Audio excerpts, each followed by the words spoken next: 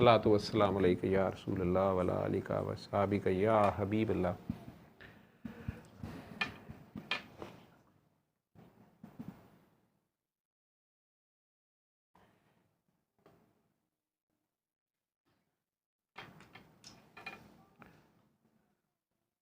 मेरा ख्याल था कि 9 मुहर्रम है, शायद आप लोग आज बहुत कम होंगे या नहीं आएंगे।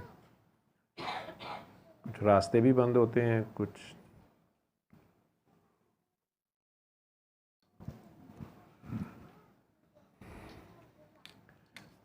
बहरहाल तारुफ की बात हो रही थी। किन के पास माइक था? आपके पास था जी? जी पुत्र जी, अपना तारुफ कराएं, क्या मिला इस दुआ से, क्यों आए?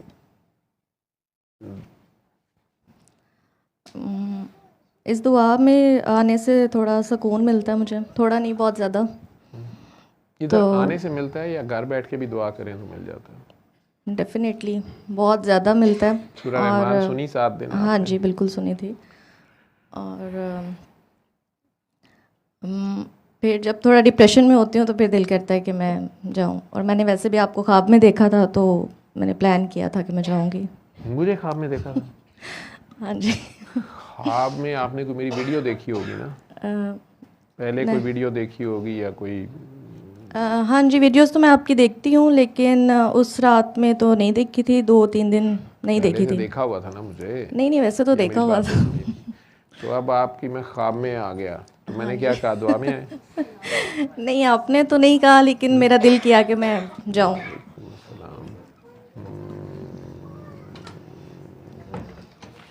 उल्फत जगह दे दो। शायदा बाजी इधर आ जाएं। अच्छा तो फ़ायदा जी आप भी इधर आ जाएं। कौन उठेगा? ये दोनों उधर बैठ जाएंगे। नहीं हो तो वो सोफ़ा दे देता है, तुम आ जाओ, दोवें जनियाँ आ जाओ। आयशा इधर आ जाओ, इधर आ जाओ। अच्छा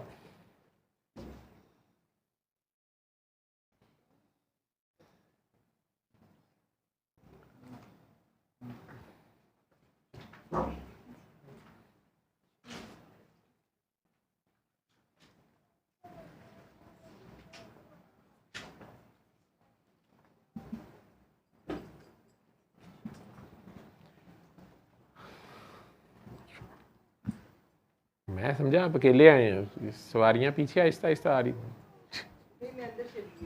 अच्छा अच्छा अच्छा अच्छा अच्छा।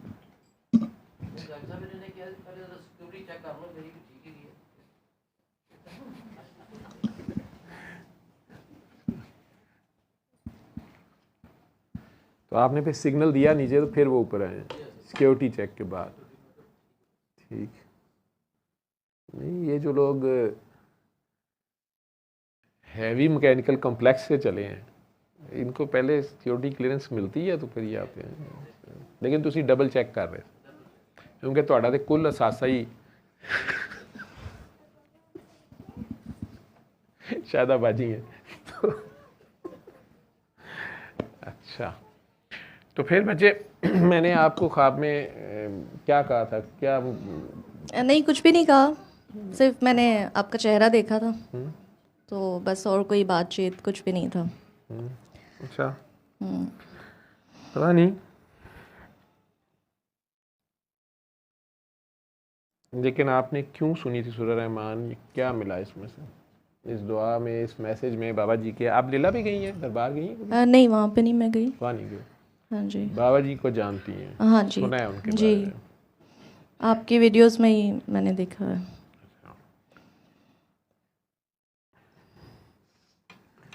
कुछ फिज़िकल इश्यूज थे तो उसके लिए मैंने सुनी थी, आपने ही बताया था।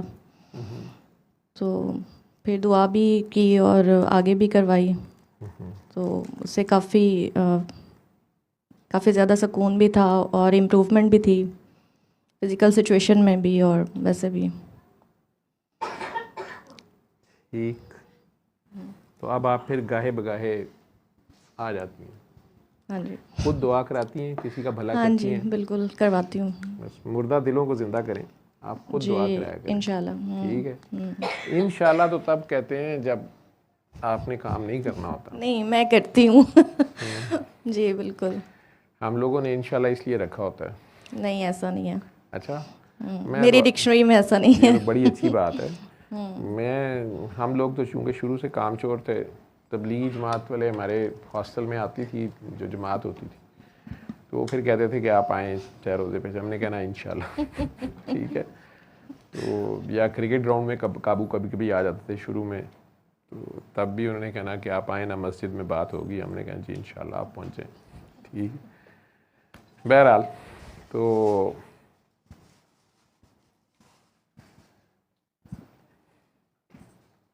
सुकून मिलता है, आप ये कहती हैं?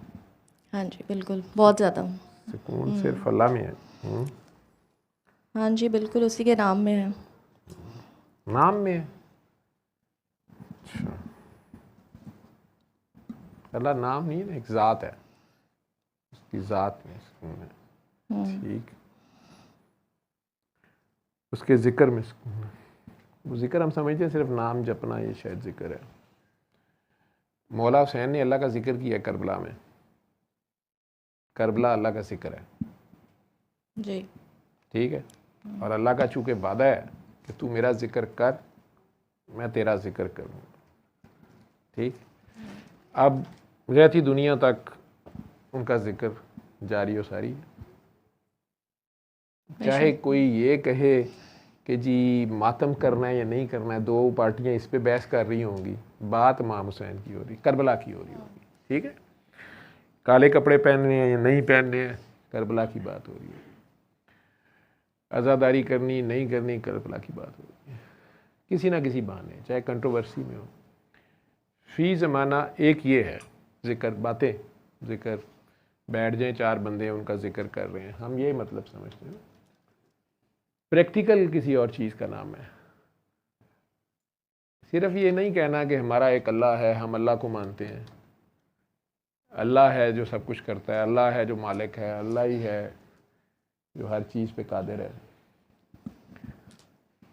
नहीं, प्रैक्टिकल में सारा का सारा करबला का वाक़या अल्लाह का ज़िक्र है। उन्होंने अपने अमल से अपने अल्लाह की वहदानियत का प्रचार कर दिया, या ला इलाहा इल्लल्लाह का असल मतलब अपने अमल से, मैं उसके सिवा नहीं मानता किसी को। अगर आप लोग ये देखें कि लड़ाई किस बात की है, वो क्या मांगते थे मौला हुसैन से, वो क्या मांगते थे मौला हुसैन से जो मौला हुसैन ने नहीं दिया। जान, माल, औलाद, इज़्ज़त, शोहरत, बच्चियाँ सब साथ थी, सारा कुछ लुटा दिया अल्लाह की राह पे, लेकिन क्या नहीं दिया था। और जो हुकूमत वक्त थी उसके पास क्या नहीं था, हुकूमत सारी उनकी थी, बीच में 72 बंदे नहीं मानते। अब आजकल की गवर्नमेंट को, आपकी तो असेंबलियों में जो अपोजिशन है 72 से तो ज़्यादा ही है। ठीक है, हुकूमत चल रही है, हुकूमत को कोई परवाह नहीं है, ऐसे ही है। तो इतने बड़े मुल्क में 72 बंदे नहीं मान रहे उनकी बात, क्या फ़र्क पड़ता। लेकिन आखिर वो क्या चीज़ थी जो अमाम के पास थी,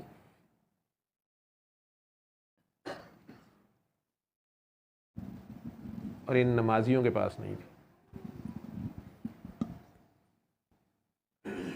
वो क्या चीज़ थी, और उन्होंने वो नहीं दी, सब कुछ दे दिया।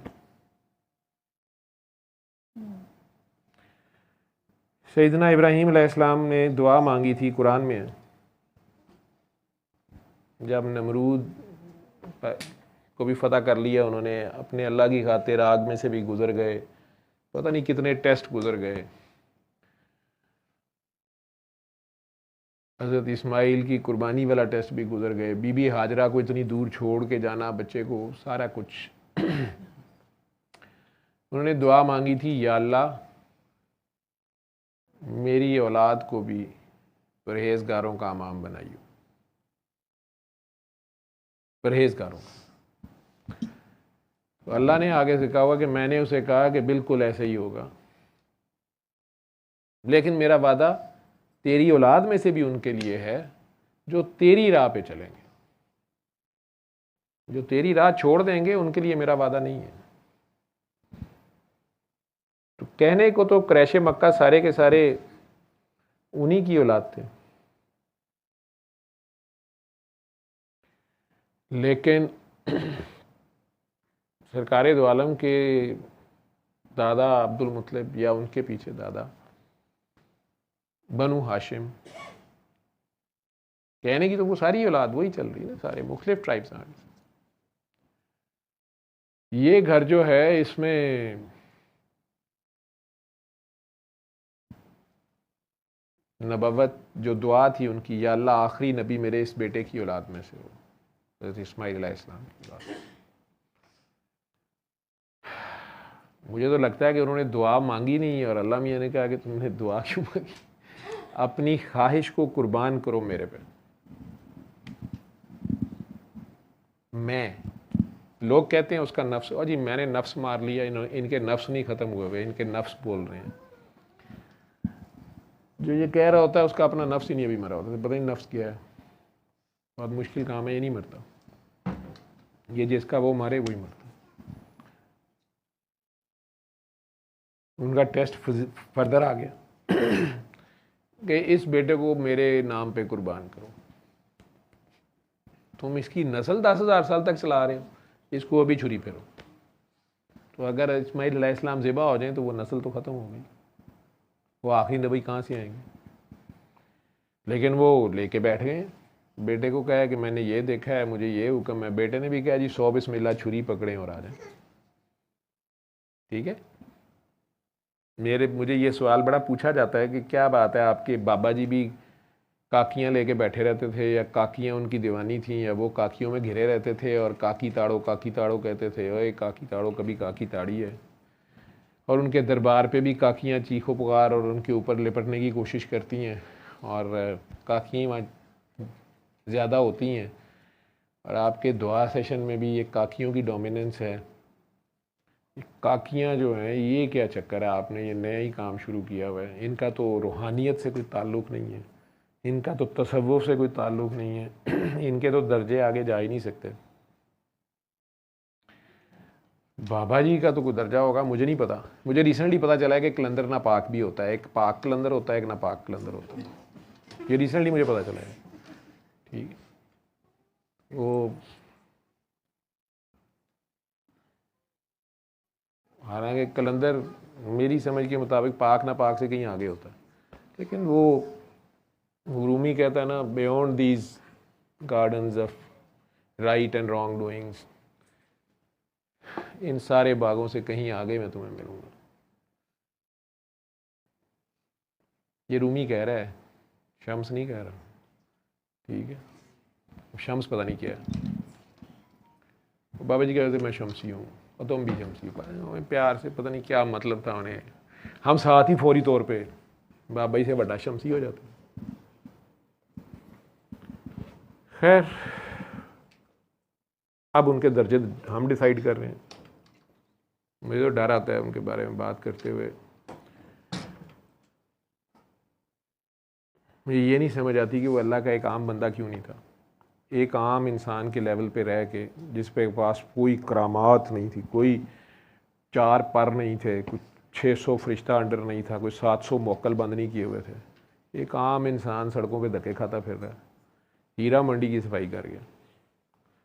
हम जैसे मुर्दा दिलों को जीने की उमंग दे गया, एक जीने की वजह दे गया। कभी नहीं उन्होंने कहा कि आइन और आइन को सरस को समझते हो, हाथ चूमो हमारा, नीचे बैठो, नापाक मेरे साथ गले में मत मिले, बात ही नहीं। वो एक डॉक्टर की तरह पूछते ही नहीं थे कि भाई जी आपका क्या मसलक है, आपने वुज़ू किया हुआ है कि नहीं किया हुआ है, नहाए हुए हो कि नहीं नहाए हुए हो।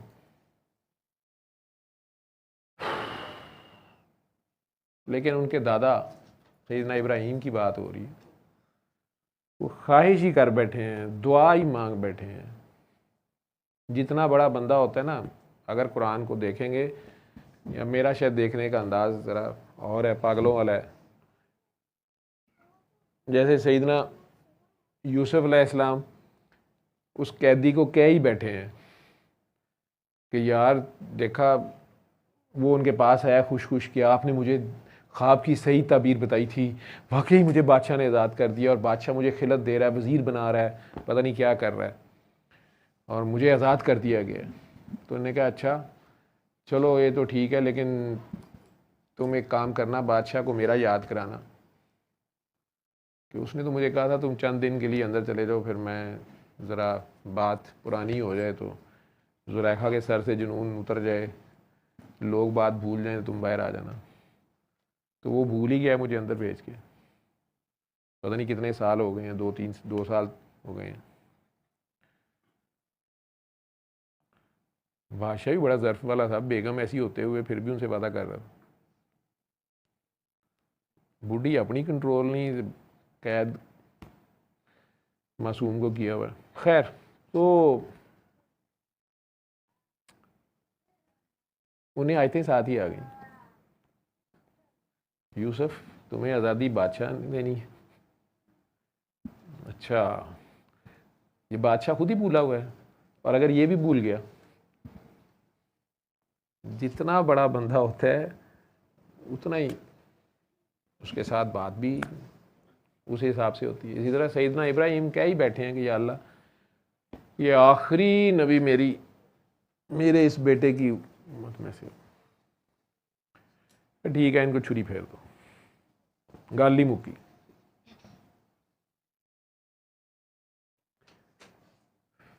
क्योंकि दूसरे बड़े बेटे जो हैं उनसे भी नबुव्वत चल रही है। हज़रत याकूब अलैहिस्सलाम जो हैं वो हज़रत इसहाक के बेटे हैं। हज़रत इब्राहीम के जो बेटे हैं, बड़े बेटे, या हज़रत इस्माइल के दूसरे भाई जो हैं हज़रत इसहाक, पहली बीवी सारा में से जो हैं, उनके बेटे हैं हज़रत याकूब अलैहिस्सलाम। हज़रत याकूब अलैहिस्सलाम के ये 11-12 बेटे हैं, जो जिनमें से हज़रत यूसुफ अलैहिस्सलाम और बिन्यामीन दूसरी माँ से। यहूदी बेचारे बाकी बड़ी अम्मी में से थे सारे, वो यही तो पिटते हैं कि बड़ी अम्मी की औलादें हम, हमारी नबुव्वत बनती थी। अल्लाह मियाँ ने कहा 11वें नंबर पे जाके वरासत दे लौड़े। ठीक है, वो इस्माइल अलैहिस्सलाम भी खुशी खुशी लेट गए हैं। उस पे इल्लामा इकबाल ने कहा है ना कि ये मकतब की करामत थी कि फैज़ान नज़र था। कौन सी यूनिवर्सिटी से पढ़े थे हज़रत इस्माइल अलैहिस्सलाम? वहाँ तो पानी भी नहीं था। आप लोग कहते हैं बच्चों की अच्छी एजुकेशन के लिए हमने उन्हें फ़लाँ उसकी रैंकिंग इतनी है, उसकी रैंकिंग उतनी है। बच्चे को ये तक नहीं पता होता कि मेहमान घर आया है तो उसको रिसीव कैसे करना है और उसको बाहर छोड़ने कैसे जाना है। यूनिवर्सिटी के ग्रेजुएट होते हैं, सलाम कहने की तमीज़ नहीं होती कि बड़े को पहले कहना है कि बाद में कहना है। बड़ा आ गया तो उसके लिए जगह छोड़नी है। डिग्रियां बहुत बड़ी बड़ी होती हैं। मेहमानों को छोड़ो परे, माँ बाप के अदब का नहीं पता होता। मैं आज की बात कर रहा हूँ, सिविलाइज्ड, कल्चर्ड, मॉडर्न वर्ल्ड।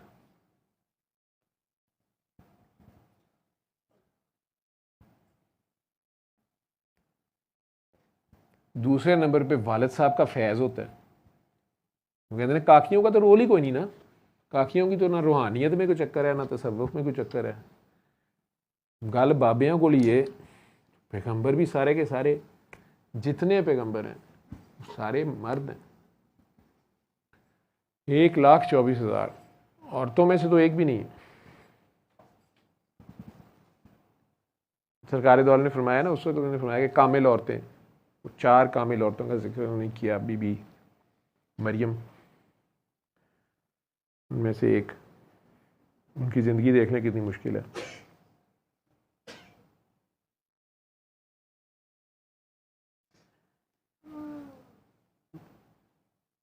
लेकिन इकबाल कह रहे हैं ये मकतब की करामात थी कि फैज़ान नज़र था। अब्बा जी तो पास रहे ही नहीं, अब्बा जी ने तो ट्रेन ही नहीं किया। इतना ताबेदार बेटा, और ख़ुद इब्राहीम अलैहिस्सलाम ने तो अपने वालिद के सामने खड़े हो गए। ठीक है, वो अलग बात है, कुछ साहिबान कहते हैं कि सुतीले वालिद थे या नहीं थे, लेकिन अब्बा का ही लफ्ज़ यूज़ हुआ है कुरान में।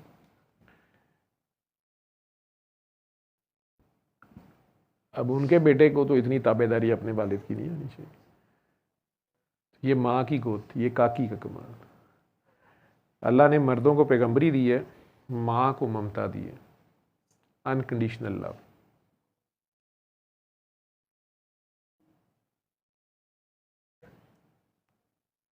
बेगरज प्यार। जिस तकलीफ़ से 9 महीने रखती है पैगंबर को 9 महीने पेट में रखती है, तकलीफ़ से जनती है, पालती पोसती जवान करती है। फिर वो नबी कई लोगों को बताता है अल्लाह का रास्ता ये है, अल्लाह एक है। वो पैगंबर पैदा करती है, ट्रेन करती है। अल्लाह ने माँ का ये दर्जा रखा है। उनमें भी फिर माएँ हैं। हज़रत मूसा अलैहिस्सलाम की माँ पे वही आ रही है, इस बच्चे को दरिया में फेंक दो। बीबी हाजरा अलैहिस्सलाम जो उस काबातुल्लाह में उनकी तुरबत है, उस दिन काबातुल्लाह में से वो निकलेंगी।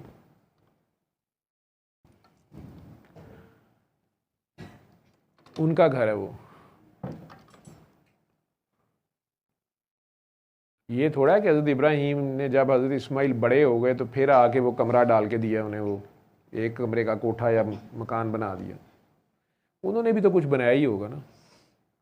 अकेली औरत ने जो अपने बच्चे के लिए 2 पहाड़ियों पे भागी फिर रही, इधर से उधर इधर से उधर। उसने रात को उसके लिए छत, बारिश, गर्मी, तूफान, कोई एक दिन की तो कहानी नहीं है, ये कई सालों की कहानी है। तो बच्चा कैसे पाला होगा उसने? वफादार औरत के, और वो वफा भी कायम रखनी। ये फतवे देते फिर रहे हैं कि अगर 3 महीने खामन साहब वापस ना आए तो बीवी और खामन के निकाह भी खतरे में जा सकता है जी, बीवी गलती कर सकती है जी, मर्द भी। ठीक है, सारी बातें वो शरीयत की बातें हैं। बीबी हाजरा कितनी देर रही अकेली जंगल में? उस चश्मे की वजह से काफिले रुकने शुरू हो गए। बस्ती बसना खेल नहीं है ना, बसते बसते बस्ती है। अब जब कहीं हज़रत इब्राहीम अलैहिस्सलाम आए हैं कई सालों बाद, उस ज़माने की ट्रैवलिंग, किलोमीटर देख लें यरूशलेम के कितने हैं मक्का से। वो ट्रैवलिंग करके आना, और उस ज़माने में जेट तो थे नहीं, पैदल या ज़्यादा से ज़्यादा घोड़ा होगा या ऊँट होगा। सफ़र की ख़तरनाकियाँ भी, डाकू चोर भी, खाने पीने का मसला भी। रास्ते में थोड़ी कोई मोटरवे थी कि होटल खुले होंगे, रेस्ट एरियाज। अगर आ गए हैं तो वापस गए हैं तो पता नहीं सही पहुंचे भी हैं कि नहीं, कोई पता नहीं। इसी आस पे बैठी है वो औरत।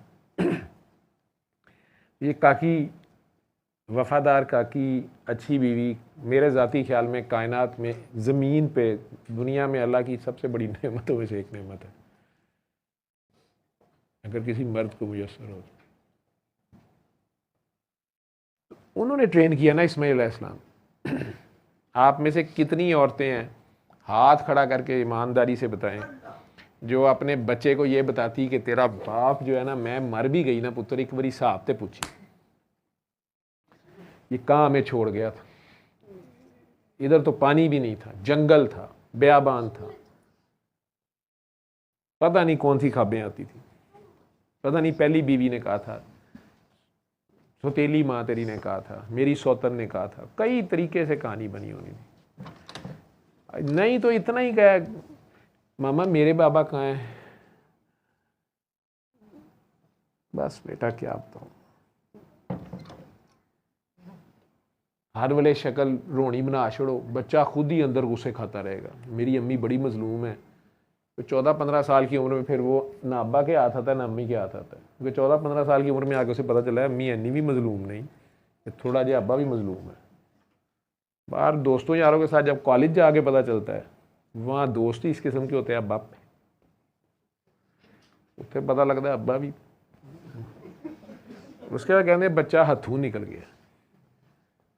ये बो काटा पहले अम्मी कर देती है वैसे ज़्यादातर, तो एम ही नहीं किसी ने कहा तुम मुझे अच्छी काकियाँ दो, मैं तुम्हें अच्छी कौम देता हूँ।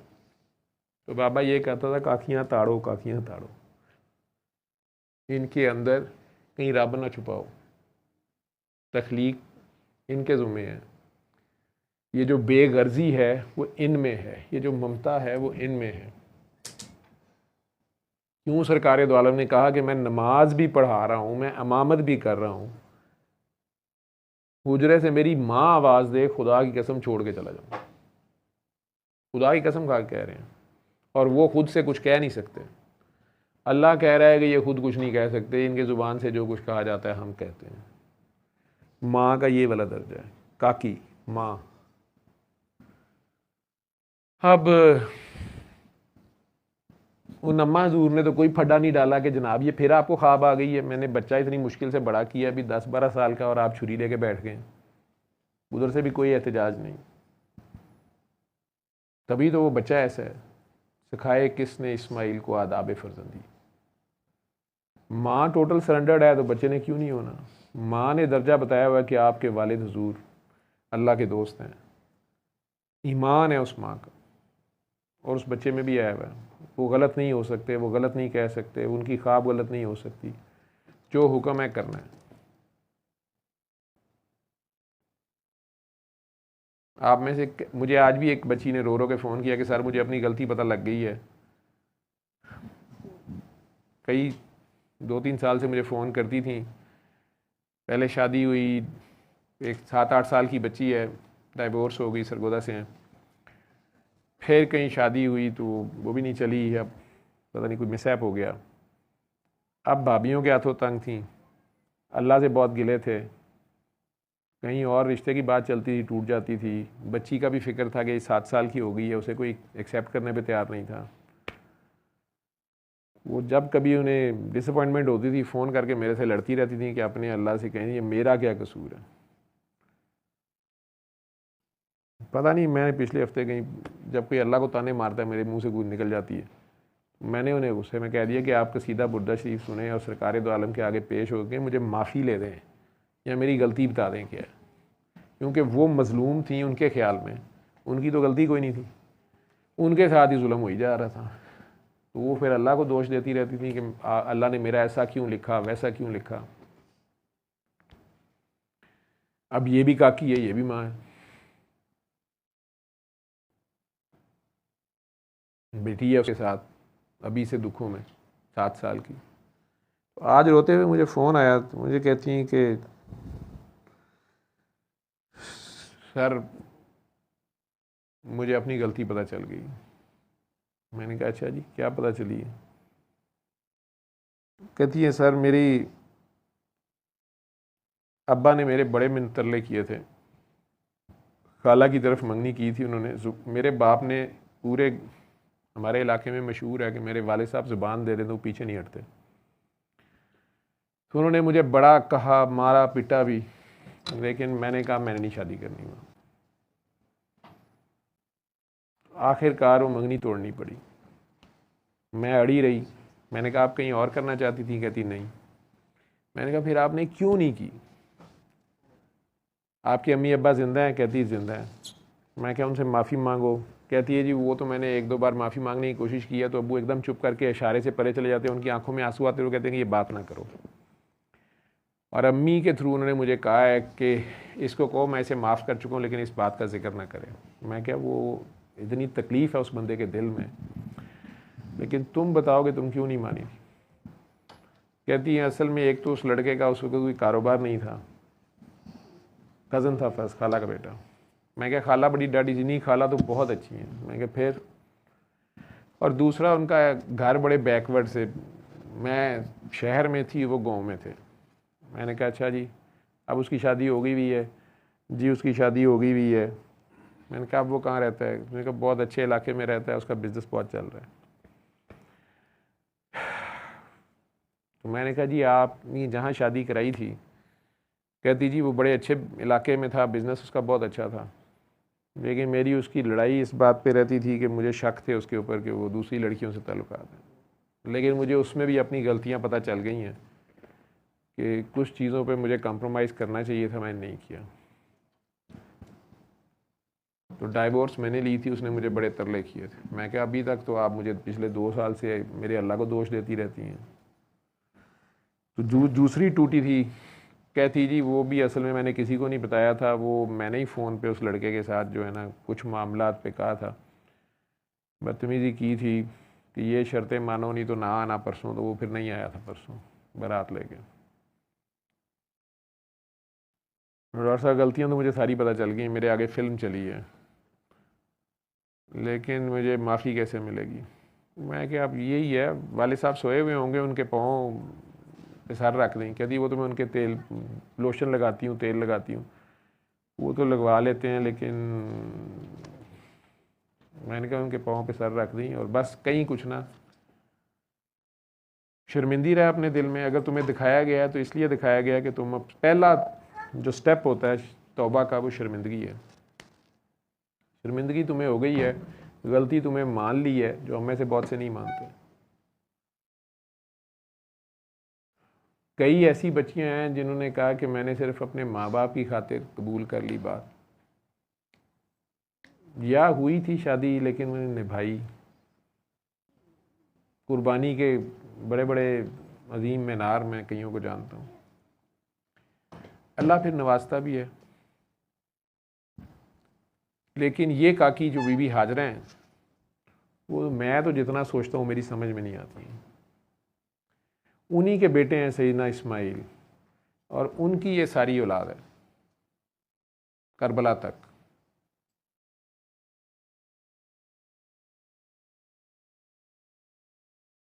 उस दिन तो बकरा आ गया, सैयदना इस्माइल बच गए। अल्लाह ने कहा बस मैं तुम्हारा टेस्ट ले रहा था, ठीक है। हालांकि अल्लाह को तो सब पता था। मेरे तो ख्याल में अल्लाह की इजाज़त से शैतान ही टेस्ट लेता है, लेकिन अल्लाह ताला की जो अपनी ग्रेट प्लानिंग है उसकी शैतान को भी समझ नहीं आती है। ये वही नस्ल चलते चलते चलते चलते आखिरकार सरकार दो आलम सल्लल्लाहु अलैहि वसल्लम का ज़हूर होता है। उनके वालिद साहब का भी यही वाक़या है। सैयदना अब्दुल्ला जो हैं, नबी की सल्लल्लाहु के जो वालिद हैं, इनके बारे में सैयदना अब्दुल मुत्तलिब या हुजूर के दादा ने कसम खाई हुई थी। पता है ना आप सारों को? हज़रत अब्दुल मुत्तलिब जो थे, वो खाना काबा के पास जो जमज़म का कुआं था, ये बारिश तूफ़ान या जो भी पहाड़ी सैलाब आता था, वो भर के कहीं ब्लॉक हो गया हुआ था, ख़त्म हो गया हुआ था। उन्हें अपने बड़ों से पता था कि यहाँ जमज़म का कुआं। उन्होंने सारे कबीले को कहा कि हमें यहाँ खुदाई करनी चाहिए और वो चश्मा ढूंढना चाहिए, वो कुआं ढूंढना चाहिए। लोगों ने उनका साथ नहीं दिया, वो अकेले कहीं लगे रहे, उनकी औलाद नहीं थी। उन्होंने कसम खाई सारे मक्का वालों के सामने, और कसम भी अजीब है कि या अल्लाह तू मुझे 12 बेटे दे, और वो जवान हो तो मेरे साथ कोई नहीं दे रहा, वो मेरे साथ इस कुएं को ढूंढने में जो है मेरी मदद करें। उनमें से जो 12वां होगा, जब वो जवान हो जाएगा, मैं तेरे नाम पे कुर्बान कर दूंगा। अब इस बाप का कॉन्फिडेंस देखें, वो बेटा जवान हो के कह देगा जनाब आप अपनी छुरी खुद फेर लें अपने गले पे, मेरा क्या चक्कर है।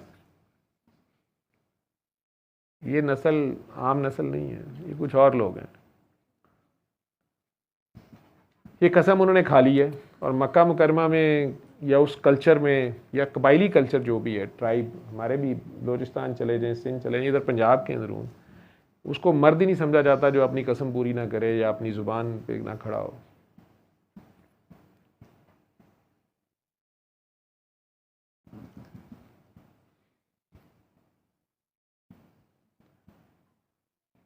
ये वही सैयदना अब्दुल मुत्तलिब हैं जो अबरहा के सामने अकेले चले गए थे।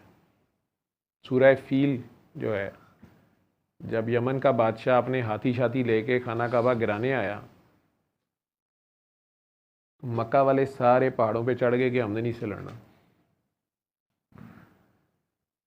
सैयदना अब्दुल मुत्तलिब के पास बहुत ज़्यादा ऊँट थे, रेड ऊँट, बहुत महंगा ऊँट होता है, रेयर होता है। उसने वो सारे रेड ऊँट पकड़ लिए। सैयदना अब्दुल मुत्तलिब बहुत लंबे ऊंचे जवान थे, हज़रत अली के दादा, नबी की सल्लल्लाहु अलैहि वसल्लम के भी दादा। चले गए, ऐसे कहने लगे कि ऊँट मेरी तुम्हारी कोई लड़ाई नहीं है, तुमने मेरे ऊँट क्यों पकड़े? उसने कहा इसलिए कि मैं तुम्हारा काबा गिराने आया हूँ, तुम में से कोई मेरे से लड़ ही नहीं रहा, कोई बात नहीं कर रहा। तो मैंने ऊँट पकड़ लिए हैं कि कोई ऊँट छुड़ाने तो आएगा। तो मुझे बड़ा मज़ा नहीं आया मुझे कि तुम लोगों को अपने काबे की फ़िक्र नहीं है और ऊँटों की फ़िक्र है, ऊँट लेने फट आ गए हो। मेरे दिल में एक सवाल होता था कि खाना काबा जो वो मकान है वो तो मुसलमानों ने भी बाद में 2 बार गिराया, आपस में जंगों में करके, हजर असवद भी उखाड़ के ले गए। तब तो कोई अबाबील नहीं आई। और जब उसके अंदर बुत थे, लात मनात और रज़ा के बुत पड़े हुए थे, तब अबाबीलें आ गई। अगर आज अबू जहल होता तो आप सारों से ये सवाल कर देता।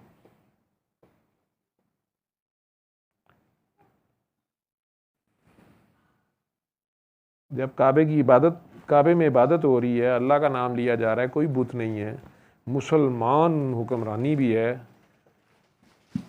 तो मुसलमान ही 2 ग्रोह लड़के आपस में खाना काबा गिरा मारा है, हजर असवद ही उखाड़ के ले गए हैं। ये बहरीन वाले अमाल का 100 साल उसके बगैर ही आज होती रही है। तो उस वक्त तो कोई अबाबील नहीं आई, कीड़ी भी नहीं आई।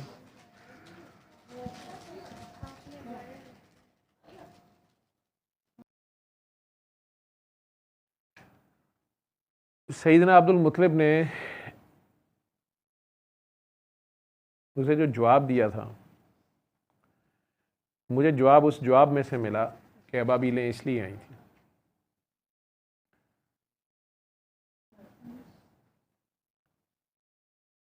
ये कई लोग बदबख्त सैयदना अबू तालिब के ईमान के फ़ैसले कर रहे होते हैं। मैं उनके वालिद सैयदना अब्दुल मुत्तलिब की बात कर रहा हूँ। कोई तो शमा थी जो पासान हुई थी, सरकार तक आती गई। इस नस्ल का बच्चा बच्चा नूर का कहते हैं ना। इंडिया वालों ने तो गाना भी एक बनाया हुआ है, उसमें काफिला सा जा रहा है और वो पीछे है कि रंग और नूर की बारात किसे पेश करूं, ये मुरादों भरी हसी रात किसे पेश करूं, नूर की बारात। कभी इस नज़रिए से उसको सुनिएगा। इसी तरह उनके नाना ताइफ में जन्नत लेके गए थे, लोग पत्थर मार रहे थे आगे से और वो दुआएं दे रहे थे, ठीक है, तो वो जन्नत गए थे। ताइफ वालों के लिए जन्नत लेके गए थे और वो पत्थर मार रहे थे। हम किसी का छोटा सा भला करें, वो आगे से बदतमीजी कर दे तो हम मुंह तोड़ देते हैं अगले का। एक तो मैं तुम्हारी भलाई कर रहा हूँ और ऊपर से तुम मेरे साथ नखरे दिखा रहे हो। बहरहाल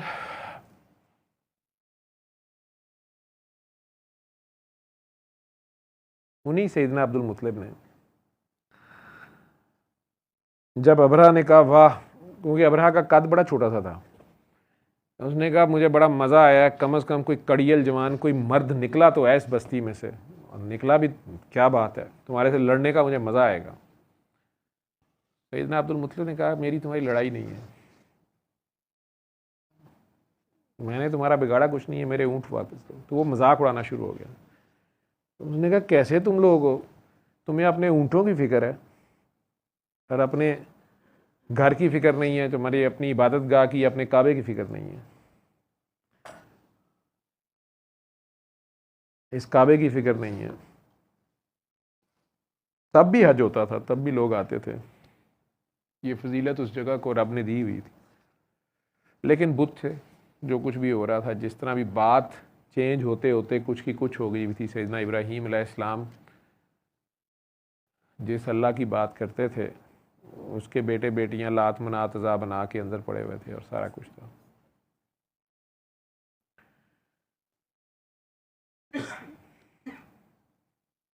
सैयदना अब्दुल मुत्तलिब ने उसे कहा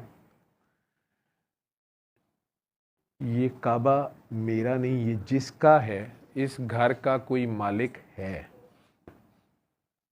इसको वो देखेगा, ऊंट मेरे हैं, वापस कर दो, नहीं तो फिर मैं तुम्हारे से जंग करूंगा। लेकिन मैं ऊँटों के लिए जंग करने आया हूँ, मेरे ऊँट वापस कर दो, नहीं तो मैं जंग करूंगा। उसने कहा इसके ऊँट छोड़ दो यार, ये पता नहीं किस ख्याली अल्लाह की बातें कर रहे हैं, अब इस काबे को हम गिराते हैं। उस दिन अबाबीलें उस ईंट पत्थर के मकान को बचाने नहीं आई थी, वो सैयदना अब्दुल मुत्तलिब के उस ईमान को बचाने आई थी, जिन्होंने कहा था कि इस घर का मालिक है और वो इसको प्रोटेक्ट करेगा। वो जो बात उन तक सदियों से पहुंची हुई थी, उसी पे वो डटे हुए थे।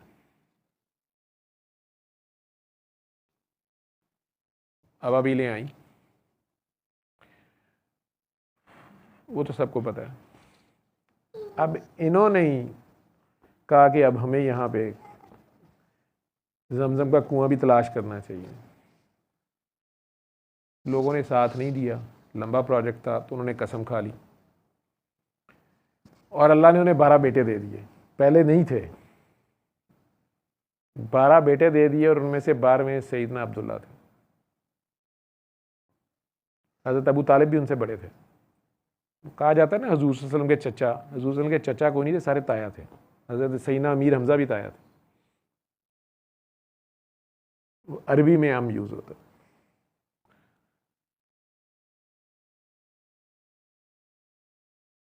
और जब वो सारे बड़े हो गए, सैयदना अब्दुल मुत्तलिब ने कुआं खोदना शुरू करवा दिया, जमजम मिल भी गया। तो लोगों ने उन्हें ताने मारने शुरू कर दिए। वो कसम भूल गए हुए थे और उन्हें 12 में से सबसे ज़्यादा प्यार अब्दुल्ला से था। वैसे भी छोटे से ज़रा ज़्यादा प्यार होता है माँ बाप को। अब वो जब जवान हुए तो कई बड़ियाँ कलैनियाँ माइयाँ होंदियाँ ने, जैन वर्गियाँ, जैन बूटे की तरह उन्हें हिसाब रखा होता है, इन्हें 150 चूंगी। वो तुसी तो कसम खादी जी, हूँ इस मुंडे नूं कुर्बान नहीं कर दे। चलो उन्होंने कह ही दिया था, लेकिन शरीका कहते ही से ताने दे दे के मारना। आखिरकार सैयदना अब्दुल मुत्तलिब ने पता कराया कि यार ये कसम का कफारा क्या है, क्योंकि बहुत प्यार था उनसे। कोई यहूदी औरत थी, कहा गया है जी वो बड़ी अल्लाह की किताबों को समझती है, उसके पास बड़ा इल्म है, उससे पूछते हैं शायद। तो वो तीरों का वाक़या आपने सुना होगा। तो उसने कहा जी 2 तीरों के ऊपर, एक के ऊपर अब्दुल्ला लिखें, एक के ऊपर कितने ऊँट इसके बदले में दे सकते हैं। उन्होंने कहा जी मैं पता नहीं 1 लाल ऊँट ज़िबा कर दूंगा। दोनों तीर रख दिए गए, एक बच्चे को बुलाया गया, सर पे पट्टी बांध के कि हाँ जी आंखों पे कि बेटा इसमें से एक तीर उठा लो। तो अब्दुल्ला नाम निकला। अब और तीर डाले गए बीच में। मैंने कहा जी मैं 100 ऊँट दूंगा। वो 101 तीरों में से उसने तीर निकाला, अब्दुल्ला ही निकला। अब उन्होंने कहा जी मैं 1000 ऊँट दूंगा शायद। एग्जैक्ट वाक़या आप खुद पढ़ लीजिएगा, लेकिन इस तरह है। तो शायद 1000 ऊँटों पे जाके वो ऊँट निकल आया, या 2 ही तीर थे, उनमें से जब वो उठाता था तो वो सैयदना अब्दुल्ला का नाम निकलता था। तो ऊँटों की तादाद बढ़ाते गए, तो शायद 1000 ऊँट, एक ऊँट कुर्बान कर लो ना ईद के ऊपर, तो वो बांटना मसला बना होता है। तो बहरहाल 1000 ऊँट और उसकी दावत की गई। तो सैयदना अब्दुल्ला को अल्लाह ने, अब उन्होंने उनकी शादी की, सरदार मक्का थे, और बड़ी जल्दी वो अल्लाह से जा मिले। चले फिर भी गए, ठीक है। बहू और पोता उनके पास थे। 6 साल की उम्र में बहू भी आमना भी चली गई, तो पोते को खुद ही उंगली लगा के फिरते रहते थे सैयदना अब्दुल मुत्तलिब। मक्के में फ़ैसले करते थे, काबतुल्लाह में बैठते थे तो सरकार दो आलम को साथ बिठाते थे। बड़ा प्यार था दादा पोता का। लेकिन 2 साल ही रहे और वो भी पर्दा कर गए। 8 साल के सरकार दो आलम जो हैं वो यतीम मस्कीन, माँ से प्यार किया है तो माँ मदीना मुनव्वरा से मक्का काफ़िले के साथ आते हुए उनके साथ 6 साल का बच्चा, आप में से जिन 6 साल अपने याद हैं, 6 साल की एज याद है, या जिनके पास 6 साल का बच्चा है, वो देख लें कि उस ज़माने में 14 साल पहले अगर 400 किलोमीटर का फासला है और जंगल बियाबान टाइप सड़क है, मट्टी का रास्ता है, पता नहीं कितने दिन में काफ़िले पहुंचते होंगे। उस काफ़िले में एक कोई कनीज़ साथ है शायद, और वालदा की डेथ हो गई है। अब वो बच्चा जो है, क्या उस वहाँ पे काफ़िला 3 दिन कुल कराता रहा होगा, या इंतज़ार करता रहा होगा कि जनाब फ़लाँ भी आ जाए, फ़लाँ भी आ जाए। काफ़िले ने तो चलना है, तो काफ़िले ने फटाफट वहीं पे कब्र खोदनी है और मैयत दफना देनी है। और वो बच्चा कह भी नहीं सकता कि हाय मेरी मामा। मुझे कई बार माएँ चेकअप कराने आती हैं क्लिनिक। कल ही सादिया आई हुई थी, उसके बेटे को बाहर रोकते थे तो बाहर शोर डालता था, अंदर आके मेरी स्टेप देख के और चीखें मारता था। माँ को चेकअप ही नहीं कराने दे रहा था। तो ना माँ से अलहदा हो रहा था और ना वो बाहर टिक रहा था ना अंदर टिक रहा था। अब वो 6 साल का बच्चा जो है वो काफ़िले के साथ, मैं सोचता हूँ सरकार पीछे मुड़ मुड़ के देखते होंगे, जगह को याद रखने की कोशिश कर रहे होंगे। वो कौन सी कोई ख़ास प्लेस होगी कि जी ये फ़लाँ जगह है तो यहाँ पे है, और उस जगह पे आप जाएंगे, वो जो इलाका है उसको आप देख लें, बंजर पहाड़ हैं सारे थ्रू आउट, मट्टी के हमें पोठोहारी सा इलाका लगता है। उस बच्चे को वहाँ रोने को भी टाइम मिला, मामा की तुरबत पे ही लेट के रो ले थोड़ी देर। और उस काफ़िले के साथ 2 दिन 3 दिन 4 दिन, बेटा बाकियों को भी आने दें। आप गलत जगह पे खड़ी हैं, वैसे भी दहलीज पे कभी नहीं खड़े होते, चौखट पे नहीं खड़े होते ना दरवाजे पे। लेकिन आपका नाम बड़ा है तो मैंने आपको कुछ कहा नहीं, हालांकि मेरी शर्मिंदगी हो रही है, नाम भी आपका ज़ैनब है। तो खैर, तो अगर पहुंच गए हैं मक्का में दादा हजूर के साथ, दादा से प्यार डाल लिया है, तो 2 साल बाद दादा भी चले गए हैं। अब इस बच्चे को तो बड़ा एंग्री यंग मैन नहीं होना चाहिए, अल्लाह मियाँ से बड़े गिले शिकवे होने चाहिए। मेरी क्या ज़िंदगी यार, ये जिससे प्यार करो उसको अल्लाह ले लेता है।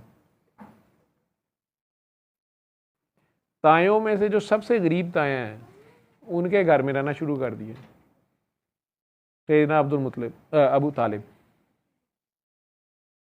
उनका बहुत बड़ा एहसान है मुसलमानों के नबी रसूल खुदा पे, उनके मोहसिन है वो। आप 8 साल के बच्चे की कफालत करें, कोई जिस मर्जी मज़हब का हो, फिर मुझे उसके बाद बातें करके बताइएगा कि अगर वो बच्चा बड़ा हो के या उसके मानने वाले उसके घर वाले कहें कि जी आप तो काफिर हैं, ये बातें ना किया करें।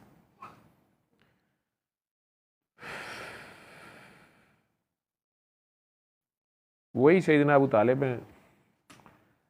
मौला अली भी बाद में पैदा हुए हैं, और इनकी अम्मी का नाम भी बीबी फातिमा है, सैयदना अबू तालिब की वाइफ। उनकी गोद में पल के बड़े हो रहे हैं।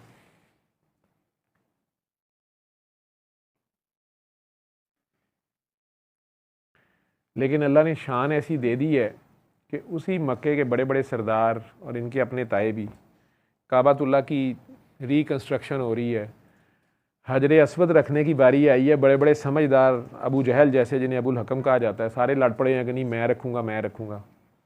चौधराहट जो होती है ना, अजारादार जो होते हैं, इनमें ईमानदार कम ही होते हैं, ईमान रखना।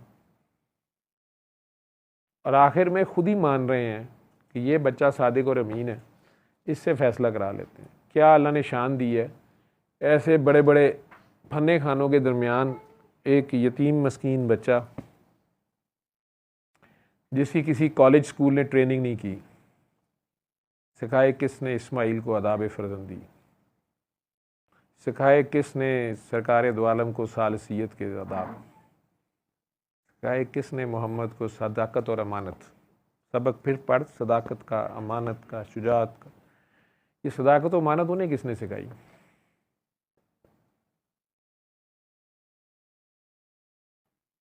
अम्मा 6 साल की उम्र में चले गई हैं, बीच में बीबी हलीमा का दूध भी है, कुछ महीने उधर भी गुजारे हुए हैं।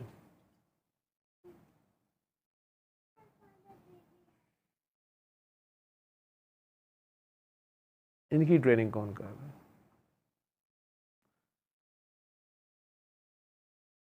बीबी फातिमा,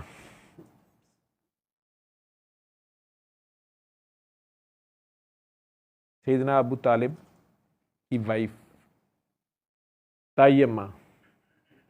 आप में से कितनी ताइयाँ हैं जो किसी यतीम बच्चे की कफालत अपने बच्चों की तरह बराबर करेंगी, अपने खामन से फड्डे नहीं डालेंगी? बाकी 10 भाई हैं वो करें, हाँ, एक ही मुसीबत ले आए घर, साड़ी अपनी रोटी पूरी नहीं होती पई। यही कुछ होता है। जिन्होंने यतीमी काटी है, तुम में से जो बैठे हुए हो, या किसी यतीम बच्चे के साथ ज़िंदगी गुजार रहे हो, तुम्हें लाख कोई चादर भी दे, कोई बैठाए भी, कोई अपने घर में भी रख ले, तुम्हें पता है कि किस तरह ज़रा सी बात चुभती है अगर कोई आपको देख के गुस्से से दरवाज़ा ही बंद कर दे, मूड ही ऑफ हो, किसी के घर रह रहे हैं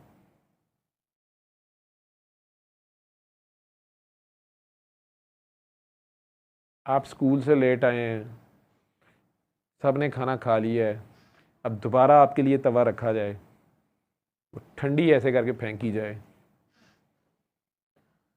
सालों बाद याद रहती है मैंने यतीमी काटी हुई है। मेरे भी ऐसा वक्त तो नहीं आया, लेकिन मैं जानता हूँ कि मैं कितना एहसास हो गया था, क्योंकि मैंने अपने बाप के दौर में बड़ी बादशाहत देखी थी। मेरे बाप से पूरा गांव, मेरा पूरा ख़ानदान लरसता था, और अचानक उनके पर्दा करते साथ ही वो स्टेटस तो नहीं रहा। वो तो मेरे ख़ानदान, मेरे ददयाल की अज़मत को सलाम है, मेरे नाना अबू की, नानी की, ननियाल की, मामू की कंट्रीब्यूशन को सलाम है, और मेनली मेरी माँ की हिम्मत को सलाम है। लेकिन मैं जानता हूँ कि वो चुपती कैसे है। वो शायद अगले को एहसास भी नहीं होता कि वो क्या कर गया है, उसने क्या किया है, उसने क्या कहा है।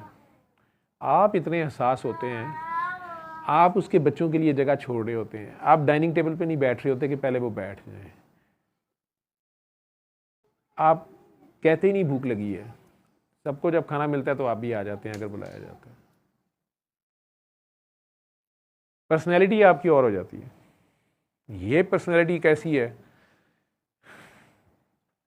क्या कॉन्फिडेंस है, क्या खुदी है। इकबाल कह रहा है खुदी खुदी खुदी।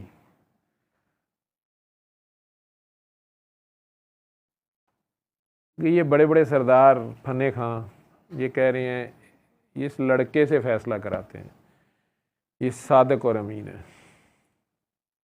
ये सदाकत और अमानत उन्होंने किस यूनिवर्सिटी से सीखी है, किस कॉलेज से? ये ज़रूर कुछ ताई अम्मा का भी कमाल है, ज़रूर कुछ दादा का कमाल है, ज़रूर कुछ बीबी हलीमा का भी कमाल है, बीबी आमना का भी कमाल होगा। मेरे रब की तो शान है ही है। या वो सैयदना इस्माइल अलैहिस्सलाम का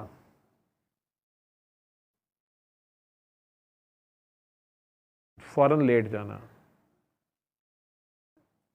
या सैयदना इब्राहीम अलैहिस्सलाम का तौहीद की पहचान, या बीबी हाजरा का वो मैनरिज्म है, मैं इखलाक की तकमील के लिए भेजा गया हूँ। कौन सा इखलाक, क्या है इखलाक? इस्लाम, ईमान।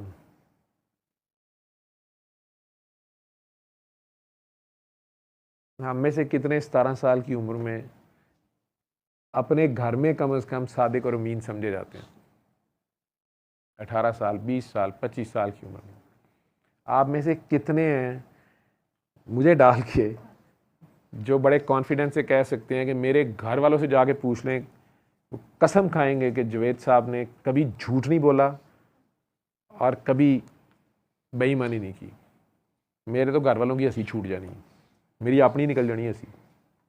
मैं तो सरापा झूठ हूँ, ठीक है। जितना मैंने झूठ मारा है और झूठे को मारा है, लेकिन नहीं मरा मेरे से, ठीक है।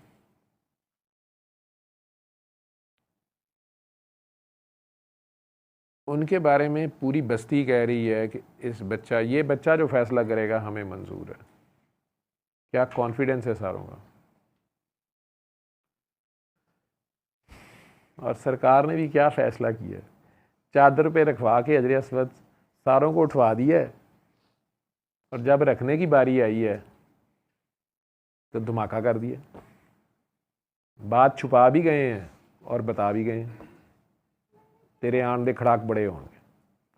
मैंने कहा नहीं जी, आप फैसला करें कि इस पत्थर को रखने का सबसे बेस्ट हकदार कौन है, ये सादत किसको हासिल होनी चाहिए, या कौन इस काबिल है कि हजर अस्वद को इसमें दोबारा लगाए। आप जो फैसला करेंगे हमें मंजूर है। उन्होंने सारों को वो चादर के कोने पकड़ाए हैं, उन्होंने कहा लेके आए। सारों की कंट्रीब्यूशन हो गई है, सारे सरदार हैं, फैसला अब आखिर में उन्होंने करना है कि कौन इसके काबिल है। हजरे अस्वद उठाया और अंदर लगा दिया। किसी ने एतराज किया, किसी ने फड्डा डाला, ऐसा मुकम्मल जवाब था, दलील की गुंजाइश नहीं। पूरा मक्का मान रहा है कि वाकई इस जैसा हम में से कोई नहीं। यही तो अल्लाह की आयत है कि इन्हें कहो यार मैं भी तुम लोगों जैसा ही एक आम आदमी हूं।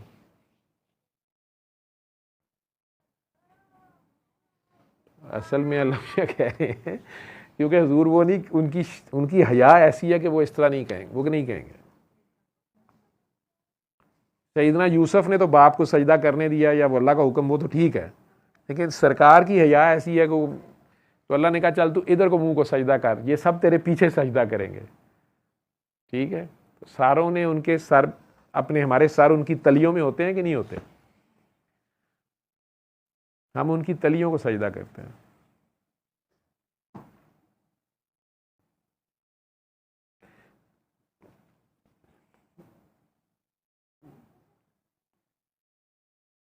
तलियों को, पाँव के बिल्कुल नीचे वाले हिस्से को, हम उसको सजदे में होते हैं, हमारे सर वहां होते हैं, अगर समझें आप तो। अल्लाह को पता है कि सजदा तो अल्लाह को ही किया जाता है, लेकिन क्या अल्लाह ने आदम अलैहिस्सलाम को सजदा नहीं कराया? क्या यूसुफ अलैहिस्सलाम को बाप, भाई, माँ ने सजदा नहीं किया? लेकिन अब सरकार कुछ हया, कुछ, मुझे लगता है, ये मेरा ख्याल है, अल्लाह मियाँ ये कहा गया आपके पीछे ये सजदा करेंगे। हम सारे उनके पीछे सजदा करते हैं, सरकार अल्लाह को सजदा कर रहे होते हैं, हम उनकी तलियों को सजदा कर रहे होते हैं, लेकिन सरकार को पता नहीं चलता कि हमारे सर जो हैं उनके पैरों के बिल्कुल नीचे हैं। यूं तलियां होती हैं ना, तो आपके सर किधर होते हैं? तो सरकार ही सबसे आगे होंगे ना, इमामुल अंबिया। ठीक है, मानना तो ऐसे ही चाहिए। वो काफरों ने तो मान लिया, जिन्हें हम काफिर समझते हैं, कुरैश मक्का। कहानी आगे चली और उन्होंने यही बात कही। दरमियान में बीबी खदीजा आ गई, 40 साल की बेवा, 25 साल का शी जवान। आजकल के दौर में अगर ऐसी शादी हो रही हो मोहल्ले में, पहले से क्या बातें होनी है, साड़ियाँ माइया ने नहीं छड़ना। लड़के को मर्दों ने अजीबोगरीब मजाक करने हैं और औरत के बारे में अजीबोगरीब बातें। लेकिन सरकार की ज़िंदगी में वो आई हैं और ऐसा रोल है उनका कि सरकार बाद में भी कई बार रो पड़ते थे, उन्हें याद करते थे। उनका अपना रोल है, माँ है हमारी वो सबकी। 70 माँओं से ज़्यादा प्यार, मुझे लगता है उन 70 में से तो शायद यही 70 हैं सारी। अम्मा हवा, अम्मा हाजरा, सारा, मरियम, आसिया, उम्मे मूसा, पता नहीं कितने हैं। सरकार की बीबी आमिना, हलीमा, ये माएँ हैं सारी हमारी। फिर बीबी खदीजा, बीबी आयशा, ये सारे 11 वो भी हैं सारी 13। वो बीबी फातिमा, इन सारों की हेड। लेकिन ये सारी काकियाँ जो मेरे पे एतराज़ करते हो, मुझे पूछते हो ये क्या कहती, काकियों का रोल है इन सब का। सरकार पे बेसत का जब ज़हूर होता है और ऐलान करने को भी कहा जाता है, बीबी खदीजा का बड़ा रोल है। आप सब ने हिस्ट्री पढ़ी हुई है। फिर उनका पैसा सारा यूज़ हो रहा है, फिर पैसा ख़त्म भी हो गया। शोबे अबी तालिब में वो हाल आ गया कि तो सोशल बाइकाट में भी साथ दिया उन्होंने। फिर वो दोनों हस्तियां आखिर में चली भी गईं, सैयदना अबू तालिब भी और बीबी खदीजा भी एक ही साल में, हिजरत से शायद 1 साल पहले। तो ये मुसाइब एक दिन की कहानी नहीं है। मैंने कहा ना, ये बस्ती बसना खेल नहीं है, ये बसते बसते बसती है। उजाड़ना सेकंड में हो जाता है, जो आप समझते हैं करबला बर्पा कर देनी किसी के ऊपर। शाह जी पिछली बार शेर पढ़ रहे थे, अल्लाह उन्हें सेहत दे, उनकी आजकल तबीयत ठीक नहीं है, मुझे पता चला है। वो बताते भी नहीं हैं, पता चलने भी नहीं देते, मुझे तो बिल्कुल नहीं चेक करने देते। लेकिन एक शेर पढ़ रहे थे,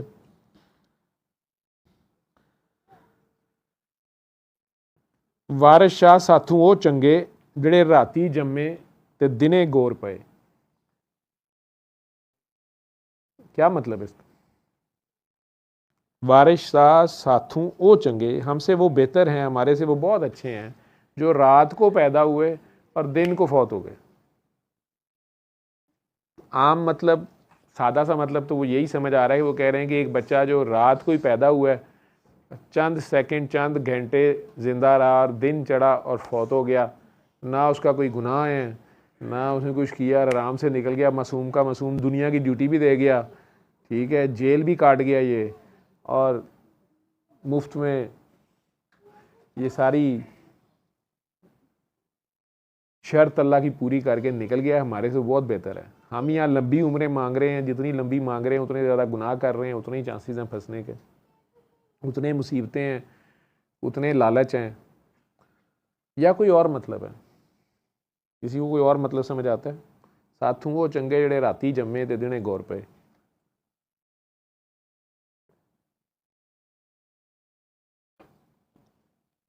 जी सही, आपसे मुझे बड़ी उम्मीद है, बड़ी गहरी बात ढूंढ लाती हैं। जल्दी बताएं, नहीं तो वो सेक्रेटरी साहब बता देंगे। सर गरीबों का कोई साथ दें, आप पॉवर्टी एलिविएशन के लिए हैं। ये ए से एलिविएशन है या ई से एलिवेशन है? तुम पॉवर्टी बढ़ाने लिए आए हो या अच्छा काम थोड़ा ही फर्क है, ए ई का फर्क है, एलिविएशन और एलिवेशन। खैर, तो क्या मतलब है इसका? ਜਿਹੜੇ राती जम्मे ते दिने गौर पे, साढ़े तो वो बहुत चंगे। मुझे ऐसे समझ आई है कि जिस वक्त तक आपके ऊपर बात खुली नहीं होती, आप अंधेरों में भटक रहे होते हैं, आपको पहचान ही नहीं होती अपनी, तो आप अंधे कुएं में होते हैं, अपने कुएं के मेंढक होते हैं। रात होती है अब, जब तक हक आप पे जाहिर नहीं होता, आप बातिल के अंधेरों में, झूठ के गारों में सर पटक रहे होते हैं और खुश और मस्त होते हैं, अपनी अपनी मस्तियों में काबे से उम्रे भी कर आते हैं, अपनी ख्वाहिश नफ्स के बुत उधर पूज आते हैं, या अल्लाह ये हो जाए वो हो जाए, मेरी बेगम दूसरी शादी पे राज़ी हो जाए, मेरा खामन दूसरी को तलाक दे दे। वो ਇਹੋ ਜਿਹੇ फड्डे होंगे ने साडे, मुंडे जम पैण, कुड़ियां मर जाण, ਵਿਆਹੀਆਂ ਜਾਣ, ਸਾਡੀ जान ਛੱਡਣ, ਭਰਾ साडा हिस्सा दे दें, भैना साडे को लैन ना, यही कुछ लड़ाइयाँ हमारी। तो इन्हीं चक्करों में पड़े होते हैं, वहाँ भी लिस्टें यही लेके गए होते हैं अल्लाह मियाँ के पास। वो कह रहे हैं कि जो रात को, जिनकी रात में अचानक दिन चढ़ गया, पैदा तो वो तब हुए जो मुर्दा दिल जिंदा हुए, और जब उनके सामने हक आ गया, दिन चढ़ गया, रोज़े रोशन की तरह बात खुल गई, हक आ गया और बातिल का अंधेरा छट गया, तो वो उस पर मर मिटे, मरने से पहले जो मर गए। इन्होंने तकिया, ऐसा तकिया कि फिर मार सटिया। मैं नहीं तू की कहानी जिनकी शुरू हो गई, जिन्हें अब हर तरफ यार ही नज़र आता है, अपना आप भूल जाता है। वो ये अपनी नफ़ी कर रहा है कि यार साड़ी तो मैं ही नहीं मुकदी, असीं मरदे ही नहीं पे, साड़ियाँ लिस्टें नहीं मुकदियाँ पईयां, हम तो अल्लाह से पूछ नहीं रहे कि तू कहाँ है, पहले था कि बेटा या बेटी पैदा हो, औलाद नहीं है जी, शादी को इतने साल हो गए हैं। अब अगर हो गए है, अच्छा बेटी हुई है, नहीं बेटा भी हो जाए, अच्छा बेटी हुई है तो अब ये प्यारी हो, अच्छा ये कोई इसके कोई उल्टा सीधा काम ना कर दे या कोई और ना बदतमीज़ी कर दे, सेहत ठीक रहे, अब शादी अच्छी जगह हो जाए, शादी अच्छी हो, डिग्री अच्छी हो, शादी अच्छी जगह हो गई, शादी अच्छी हो, खामद बड़ा अच्छा हो, ससुराल वाले भी ठीक हों, नहीं अब इसकी औलाद हो, हाय बेटी हो गई है, हाय अगली बार बेटा हो, एंड ही नहीं आ रहा। उसके खामद की अब तरक्की हो जाए, वो अल्लाह करे बाहर ही लेके चले जाए, सास तो भी मरने में बड़ा टाइम है, 4 छोटे भाई हैं, 3 बहनें हैं, ये तो खा जाएंगी इसको, सके हो गए उन दमाद दे सारे।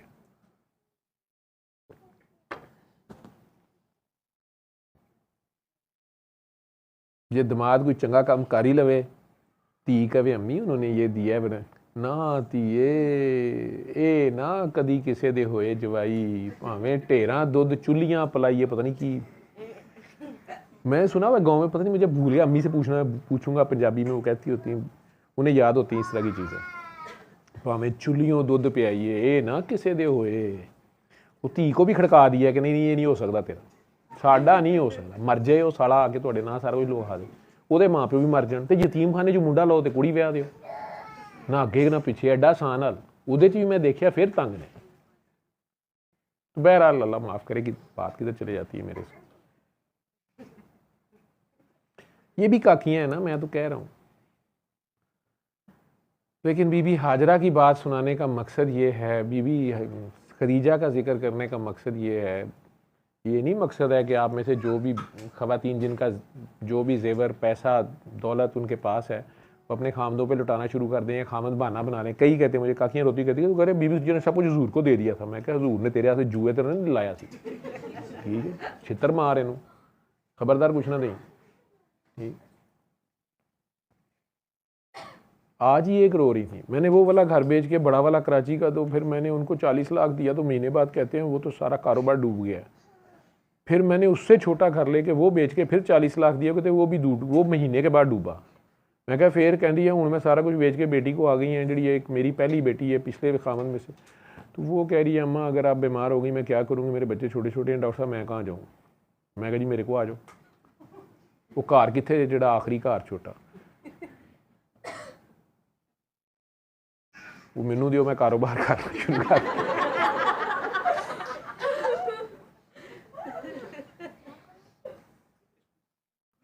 शाहिद साहब ने ठंडी आ भरी है, उनके शाहिद साहब भी कराची से आए हुए हैं, सब कुछ बेच के शायदा के पीछे। खैर तो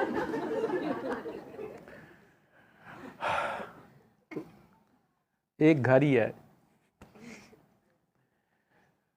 तो उन्हीं अम्मा हाजरा से लेके अम्मा खदीजा तक और फिर बीबी फातिमा, जिन्हें दुनिया ने कहा अब्बा की अम्मा, उम्मे अबीहा, छोटी सी हैं, वो अब्बा का इतना ख्याल रखती हैं कि लोगों ने कहना शुरू कर दिया ये अब्बे दी भी अम्मा है। और अब्बा वो हैं जो उन्हें देख के खड़े हो जाते हैं। कायनात का शहनशाह जिसके लिए ये दुनिया बनी है,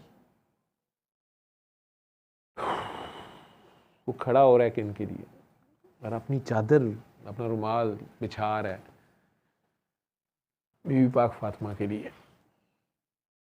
जहाँ से मैं कोई गलत बोल जाऊँगा किसी भी मसलक के हिसाब से, आप लोगों के दीनी मसाए अपने अपने, तो बेटा वो मुझे बता देना कि सर जी अथू कल झूठ ही गए इंजनी का, ठीक है। वो सर का रुमाल नहीं होता था उस ज़माने में, तो होता ही नहीं था, वो कंबल होता था, जो भी है। पैरा कहने का मकसद ये है, ये सारी माएँ, इनकी रिस्पेक्ट, और सरकार दो आलम कह रहे हैं मेरी माँ आवाज़ दे तो मैं नमाज छोड़ के चला जाऊँगा, अमामत छोड़ के चला जाऊँगा। ये ज़हन में रखें, अमाम जो होता है वो किसके आगे पेश हुआ होता है, किस गवर्नमेंट के आगे पेश हुआ होता है, जब वो नमाज़ पढ़ रहे होते हैं। और यहाँ तो इमामुल अंबिया हैं, कायनात के इमाम हैं, सारी कायनात उनके पीछे है। झुको झुकने वाले के साथ, सजदा करो सजदा करने वाले के साथ। वो कह रहे हैं मैं छोड़ के चला जाऊंगा, कसम खा के कह रहे हैं अल्लाह की। हालांकि उनकी वालदा तो पर्दा फिल्म आ गई हुई है 50 साल पहले। वो कह रहे हैं, हमें समझा रहे हैं कि माँ आवाज़ दे तो छोड़ के चले जाऊंगा।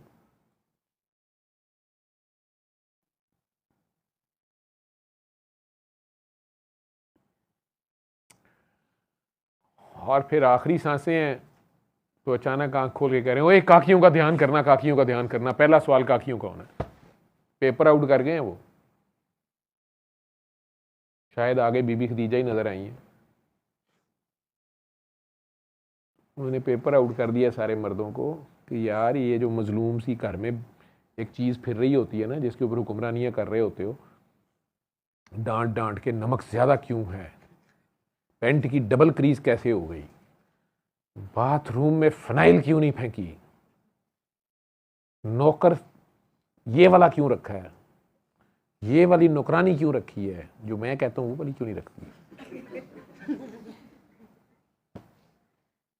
ये माई जो मीसनी सी फिर रही होती है, क़यामत वाले दिन कहीं सबसे पहले इसी से ना मुलाकात हो जाए, वहाँ पे ये गवर्नमेंट बनी हो, हाँ जी इधर आओ ज़रा साफ दो। मुझे तो लगता है कोई पता नहीं, अल्लाह मियाँ कोई काम पता नहीं, क्योंकि फौरी तो उन्होंने जलवा वैसे तो नहीं दिखाना। वो तो कह रहे हैं जन्नत में जाके इनाम ये है कि अल्लाह मियाँ का दीदार होगा। तो उससे पहले जो हिसाब शाब है, क्या वो पर्दे पे अल्लाह मियाँ होंगे? कोई पता नहीं। हर बंदे को अपनी बीवी सामने नजर आ रही हो, इधर आओ ना। मुझे लगता है कि मर्द हज़रात उतनी स्पीड से वापस कब्रों की तरफ भागेंगे, मेरी इमेजिनेशन है। मेरे लग रहा है कि अगर ऐसा हो गया तो बड़ी स्पीड से मेजॉरिटी ने कहना कोई कौन निकल आया जी, ओ माय गॉड, उन्हें कहना मैं ही गॉड, इधर आना जरा। आखिर सरकार ने पेपर आउट किया, कोई बात होगी। काकियों के ऊपर एवं इतराज़ करते हो, ध्यान ही रखो भाई। ये वो माएँ हैं, ये वो बीबी हाजरा की ट्रेनिंग है जो आगे तक आ रही है। ये बस्ती उन्होंने बसाई हुई है, उस बस्ती में ये घर है उनका, उस घर की वो नस्ल है। उस नस्ल में आखिरकार बीबी फातिमा के ये 2 शहजादे हैं, और फिर शहजादों का बादशाह शहनशाह मौला अली है। सरकार ने कहा था मेरे बाद 30 साल के अंदर अंदर फितने शुरू हो जाएंगे, जो एग्जैक्ट हदीस है आप सबको पता होगी। उसमें से जो सबसे मुश्किल दौर है वो हज़रत अली के से आया। सैयदना उस्मान गनी की शहादत से ऑनवर्ड फसाद ही फसाद है, फितने ही फितने। और ये हिस्सा उनके हिस्से आया। फिर ये दोनों बेटे आगे आ गए। वो 7 साल उनके घोड़े की पीठ पे गुजरे हैं। कोई रूमी नहीं आए, कोई ईरानी नहीं आए, कोई शामी नहीं आए, कोई इंडिया ने साजिश नहीं की, मुसाद ने की, नहीं अमेरिका ने, नहीं मुसलमान ही आपस में लड़ने आ गए तलवारें लेके। सेटल करते करते बीबी आयशा रज़ी अल्लाह ताला अन्हा, उन्होंने बाद में एडमिट भी किया, सारी उम्र साथ ही रही, कलक रहा। वो जंगे जमल जो करवा दी, बीच में फसादी थे। ये याद रखा करें कि फसादी सरकार दो आलम के पीछे नमाज पढ़ के भी जो मुनाफिक है वो मुनाफिक ही रहा।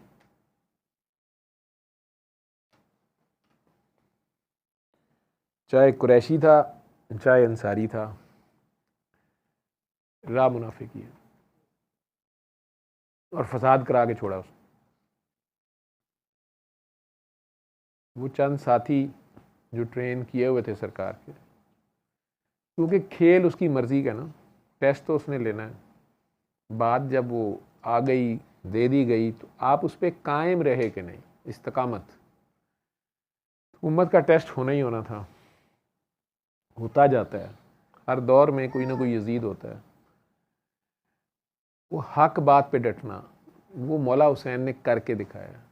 ये है जिक्र अल्लाह का। उन्होंने अपने लिए जंग नहीं लड़ी, तो वो क्या मांगता था उनसे? बैत, अमामत मांगता था उनसे। अगर वो बैत करते तो फिर उसके पीछे नमाज पढ़ते, फिर वो अमाम था।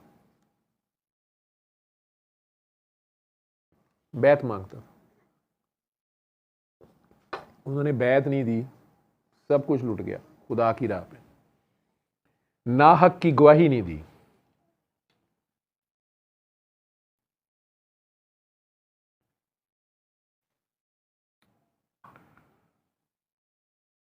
हम में से कितने हैं, बड़े रोते हैं हम सारे, प्रैक्टिकल में अपनी अपनी ज़िंदगी में हम में से कितनों ने स्टैंड लिया और कितनों ने कंप्रोमाइज़ किया, यार जॉब चली जाएगी, मुझे क्या ज़रूरत है, फलां बहुत फन्ने खाएं, मुझे क्या फड्डे पढ़ने की ज़रूरत है। कितने मजलूमों की खातिर आपने स्टैंड लिया। और जहां बात हो ही हक और सच की, जहां अल्लाह के नबी की हक की किताब की गवाही देनी हो, कितने लोग।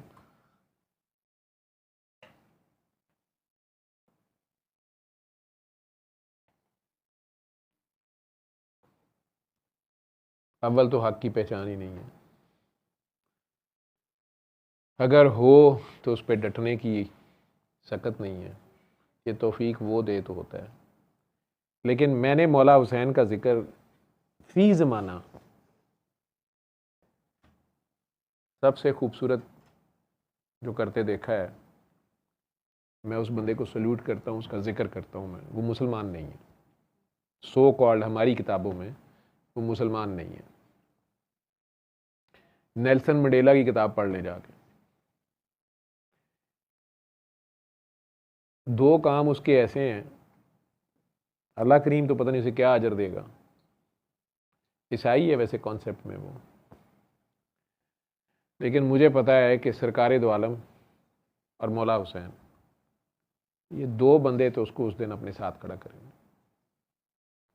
मौला की बात बाद में, सरकार जो मौला के मौला हैं, जिस जिसका मैं मौला उसका अली मौला, मौला हुसैन तो मौला मोहम्मद सल्लल्लाहु अलैहि वसल्लम, जब वो खुद अपने आप को मौला कह रहे हैं तो इन बातों की बहस में ना पड़ा करें। क्या उन्हें नहीं पता था कि अकबर अल्लाह का नाम है? दिन में अजान में, हर अजान में 6 बार आप कहते हैं अल्लाह अकबर, तो वो सदीक़ अकबर कह रहे हैं। क्या उन्हें नहीं पता था कि गनी अल्लाह का नाम है? वो उस्मान गनी कह रहे हैं। क्या उन्हें नहीं पता था कि आज़म अजीम अल्लाह के लिए है? फ़ारूक आज़म कह रहे हैं। क्या उन्हें नहीं पता कि मौला अल्लाह को कहा जाता है? कह रहे हैं जिस जिसका मैं मौला उसका अली मौला। ये बातें उन्हें पता है, तो उसके बावजूद कह रहे हैं उन्हें पता है। अल्लाह खुद उन्हें रहीम कह रहा है, रऊफ़ कह रहा है। हालांकि अल्लाह नीयतें देखता है। जिस तरह सजदे की मैं बात कर रहा हूँ कि हम बीबी, हम काबे वाले को सजदा करते हैं। काबा सिर्फ एक सिमत है। खुदा न खास्ता किसी आफत से अगर गिर भी जाता है तो आप उस दिन भी नमाज पढ़ेंगे, वो गिरे हुए में पढ़ेंगे उसी जगह पे, आप उस डायरेक्शन में पढ़ेंगे। अंदर पढ़ेंगे तो बाहर को मुंह होगा, बाहर पढ़ेंगे तो अंदर को मुंह होगा। उस सिमत का नाम है, उस जगह का। सिमत की बात भी एक हद तक है, दीवारों तक। अंदर पढ़ेंगे तो बाहर को मुंह होगा। तो फिर लोग कहेंगे इन दीवारों का ही नाम है, तुम दीवार को करते हो। और अगर उन्हें पता चले कि अंदर कब्र है बीबी हाजरा की, उस जगह पे, उस तुरबत पे, तो फिर इतराज़ आएगा। जिनको नई बात की समझ, या मस्जिद नबवी में सरकार दो आलम की पिछली साइड से, जब आप साबे सुफ़ा वाली साइड से अगर आप नमाज़ पढ़ रहे हो तो सरकार की तुरबत सामने है, सरकार की भी, दोनों दोस्तों की भी। लेकिन अल्लाह नीयत देखता। खाम खा अपनी बात को, अपने दिमाग को ख़राब ना किया करें, ना बात को फसाद में लाया करें।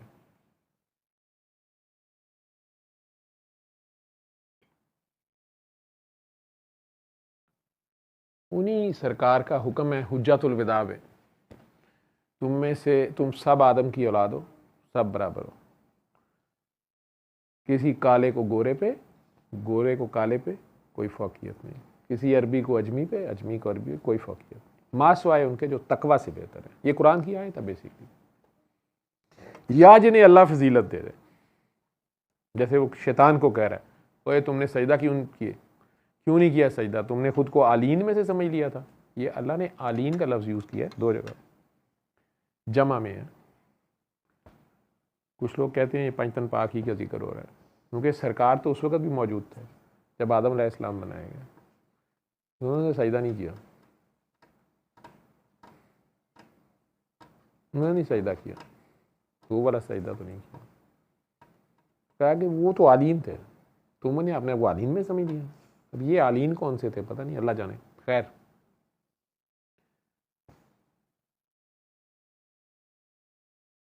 इन्हीं बीबी पाक फातिमा की शान सरकार ने किसी को कही नहीं है, समझने वाले को समझनी चाहिए कि सरकार खड़े हो जाते हैं जिनके लिए।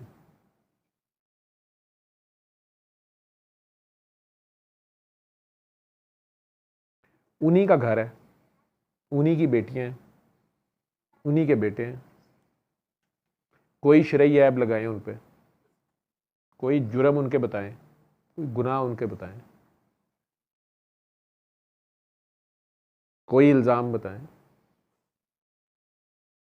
उन्होंने बाप दादा के, नाना के रास्ते को छोड़ दिया हो, बताएं। नहीं तो फिर उन्हें क्यों शहीद किया गया? फिर क्या जुर्म है? किस बात की सज़ा है? दूसरी कौमें अगर हमारे से ये साथ सवाल पूछना शुरू कर दें, हमारे पास जवाब नहीं है। हम यही कह सकते हैं हमारी आपस का मामला है। शर्मनाक है ये हिस्ट्री। लेकिन असल बात यह है कि इंसान ऐसे ही है, हज़रत इंसान ऐसे ही है। इसने नबियों को भी शहीद किया। हज़रत इब्राहीम की लाइफ में तो वो मोजे हैं, आग में से गुजर जाना और सारा कुछ। हज़रत इस्माइल का वतीरा है, हज़रत यूसुफ अलैहिस्सलाम की लाइफ है, हज़रत मूसा की बड़ी टफ लाइफ है। हज़रत ईसा पैदाइशी मोजा हैं, पहले दिन से बोल रहे हैं, माँ की गवाही दे रहे हैं, मट्टी का परिंदा बना के उड़ा देते हैं, 500 साल से मुर्दा मरा हुआ है, ठुडा मार के उसको खड़ा कर दिया और जिंदा कर दिया, कोड़ी को गले लगा के शिफाई आप कर दिया। मतलब हर चीज़ ही मोजा है। उसके बावजूद उन्हें स्लीप पे ले गए। वो तो अल्लाह की अपनी मर्जी है ना, अल्लाह ने क्या किया। लेकिन इंसानों ने तो यही कुछ किया। उनके भी हवारी आपस में ग्रोह बंदी और उसी में पड़ गए उसी वक्त। लेकिन यहाँ जो किताब आई है, कह दिया गया कि इसमें अब मैं नहीं रद्द बदल करने दूंगा, इसका मुहाफिज मैं हूँ। आप एक सारे हाफिज भी ना रहे, वो कुरान का मुहाफिज है। कुरान असल में ये सिर्फ एक बुक फॉर्म में नहीं है, इस तरह आया ही नहीं है। ये उसके ऑर्डर्स हैं, ये उसका हुक्म है, ये कायनात का निज़ाम है। अगर कोई माई का लाल, कुरान का हुक्म है, सूरज मशरिक से निकलेगा, ये कुरान है। कोई उसको चेंज कर सकता है तो कर दे, सूरज को अपने मदार से हटा दें, चांद को मिटा दें, बाप से पहले बेटा पैदा कर दें। ये उसके निज़ाम है एक। उसमें उसने कि हम फसाद ना करें तो उसने कुछ लॉज हमें बता दिए हैं कि यार ये करो, इसमें सलामती है, ये सलामती है। अल्लाह की खातिर करो, चलो तो ये थोड़ा थोड़ा ईमान आना शुरू हो गया। नहीं तो अपने फ़ायदे के लिए कर लो, चलो सलामती है। गाड़ी 120 पे मोटरवे पे चला ले, तुम्हारा ही फ़ायदा है। कोई नहीं पुलिस वाले देख रहे, लेकिन अल्लाह देख रहा है, तो ये ईमान शुरू हो गया। 200 की स्पीड पे गाड़ी भी चलाओ, 4 गाड़ियों के साथ एक्सीडेंट भी करो, अपनी भी टांग तोड़वाओ, या अल्लाह है की कीता ही। या पुलिस वालों को कही जाए मुझे माफ़ कर दें। पुलिस वालों ने क्या माफ़ करना है आप? मेरी टांग जल्दी जुड़ जाए, अब ये भी अब एक निज़ाम है। तो उस कुरान की हिफाजत तो वो खुद कर रहा है जिसने ये कवानीन बनाए हैं। वो कह रहा है इसको थोड़ा थोड़ा पढ़ो, फजर के वक्त पढ़ो, ऊंची आवाज़ में पढ़ो, ठहर ठहर के पढ़ो, समझ समझ के पढ़ो, और मैं इसको खुद समझाऊंगा। तफसीर की भी उसने हमारे ऊपर कोई जिम्मेदारी नहीं डाली। हर दौर में वो खुद करा लेता है तफसीर। जो कुरान पे अमल करते हैं उन पे मानी खुलते हैं। जिन्होंने कुरान को महजूर कर रखा है, कुरान तारके कुरान है, वो जलील हो रहे हैं, छितर खा रहे हैं और गिरे कर रहे हैं। अल्लाह हमारे साथ ऐसे क्यों करा रहा है? आज भी एक बच्चे का सवाल मैंने ऐड नहीं किया, मैंने कहा रह जाता टाइम। इंडिया वाले शायद मैच इंडिया का अच्छा हो रहा था, कोई अच्छा खेले हैं वो, या बड़ा अच्छा स्कोर किया उन्होंने, या उनके बैट्समैन कोई नया लड़का आया, शायद कैप्टन आया, उसने बड़ा अच्छी इनिंग्स खेली है। फ़ोन कर सर इंडिया ने इतनी तरक्की कर ली है, देखें उनकी क्रिकेट टीम ही देख लें, इतनी सॉलिड हर चीज़ एक सिस्टम में नज़र आ रही है। उनकी एक्सपोर्ट्स देखें, उनका निज़ाम देखें, तो सर हम इतने पीछे क्यों रह गए? अल्लाह हमारे साथ ऐसे क्यों कर रहा है? मैं कहा यार तुम्हारी मेहरबानी है, अल्लाह के मुद्दा पाना छड़ दो, हर पर्चा अल्लाह के खिलाफ कटवा देंगे। वो बच्चों का कॉन्सेप्ट इस तरह के, सर वो तो मुसलमान भी नहीं है। मैं कहा वो फसाद कर रहे हैं कोई, मैं आपसे बाद में बेटा बात कर लूँ, उनका अल्लाह उनको और तरक्की दे, अल्लाह उनका खैर रखे, ठीक है। जहाँ वो फसाद करते हैं उनको भी खानी पड़ती है। सर वो देखें वहाँ मुसलमानों को गाय ज़िबा करने की नहीं इजाज़त है। मैं कहा यार है इजाज़त, कुछ जगहों पे है, कुछ फसादी उठते हैं, यहाँ भी बड़ा कुछ होता है। आप अपने घर को संभालें, अपनी बात करें, आपने क्यों नहीं तरक्की की, आप क्यों ऐसे हैं, वो अपना देखें आप। वो सरकार का हुक्म, काले को गोरे पे, गोरे को काले पे कुफा। नेल्सन मंडेला ने यही लाइफ, यही लड़ाई लड़ी 30 साल। जेल में बंद रखा गया, रोज़ाना उसके मुंह के ऊपर एक गोरा सिपाही पेशाब करके उसको उठाता था, उसको उस कमरे से निकलने नहीं दिया जाता था, वहीं पे कमोड था, यही उसने लिखा है। उसी पानी के फ्लश टैंक में से ही उसको मुंह शूं धोना पड़ता था और वहीं पे उसको खाना दिया जाता था। वो अपने मौक़िफ़ पे डटा रहा। जब उसे पूछा गया कि यार कभी तो तुमने सोचा होगा कंप्रोमाइज़ कर लूँ, कोई कमज़ोर लम्हा आया था? तुम्हारी बीवी ने तुम्हें छोड़ दिया था, फिर उसने तुम्हारे ही साथी से शादी कर ली, जो तुम्हारे साथ शुरू में कैद हुआ था, बाद में कंप्रोमाइज़ करके निकल गया। फिर तुम्हारी बीवी छोड़ के निकल गई, हालांकि उसमें से तुम्हारा बच्चा भी था। फिर वो उसने शादी उसी कामरेड से कर ली। तुम्हें अफसोस तो हुआ होगा कि यार इन्होंने अपना ही चक्कर चलाता है। उसने कहा बिल्कुल नहीं, मैंने खुद उसे कहा था कि तुम निकल जाओ, बच्चे को जाकर देखो। और फिर मैंने ही उसे कहा था कि ये मुझे नहीं छोड़ेंगे, तुम शादी कर लो, मैं तुम्हें डाइवोर्स करता हूँ। मेरा दोस्त अच्छा था, उसने उसे शादी कर ली, फिर नहीं तो उसने कॉम्प्रोमाइज़ कर ली। उसने कहा ठीक है यार, हर बंदा एक हद तक लड़ सकता है। कभी कमज़ोर लम्हा कोई आया था? उसने कहा बिल्कुल आया था, एक रात बहुत मुश्किल थी। कौन सी रात? उसने कहा जब मेरा बेटा मर गया, वो वाहिद बेटा जिसको मैंने देखा भी नहीं था, 20, 21, 25 साल का हो गया था, वो अचानक एक्सीडेंट में मर गया। मेरी बीवी रोती हुई आई कि कल उसका जनाजा है, गवर्नमेंट ने ये कागज़ दिया है, इस पर आई एम सॉरी लिखो, आइंदा के लिए तौबा करो, कॉम्प्रोमाइज़ करो और उसके कल जनाजे में शामिल हो जाओ, और मैं चाहती हूँ कि तुम उसमें शामिल हो जाओ। मेरा बेटा तुम्हारा राह तकते तकते मर गया, उसने तुम्हें नहीं देखा, वो तुमसे नहीं मिल सका। मैं चाहती हूँ तुम मरे हुए को तो देख लो, उसका आखिरी दीदार कर लो। तो सारी रात मैं कागज़ पेन लेके बैठा रहा।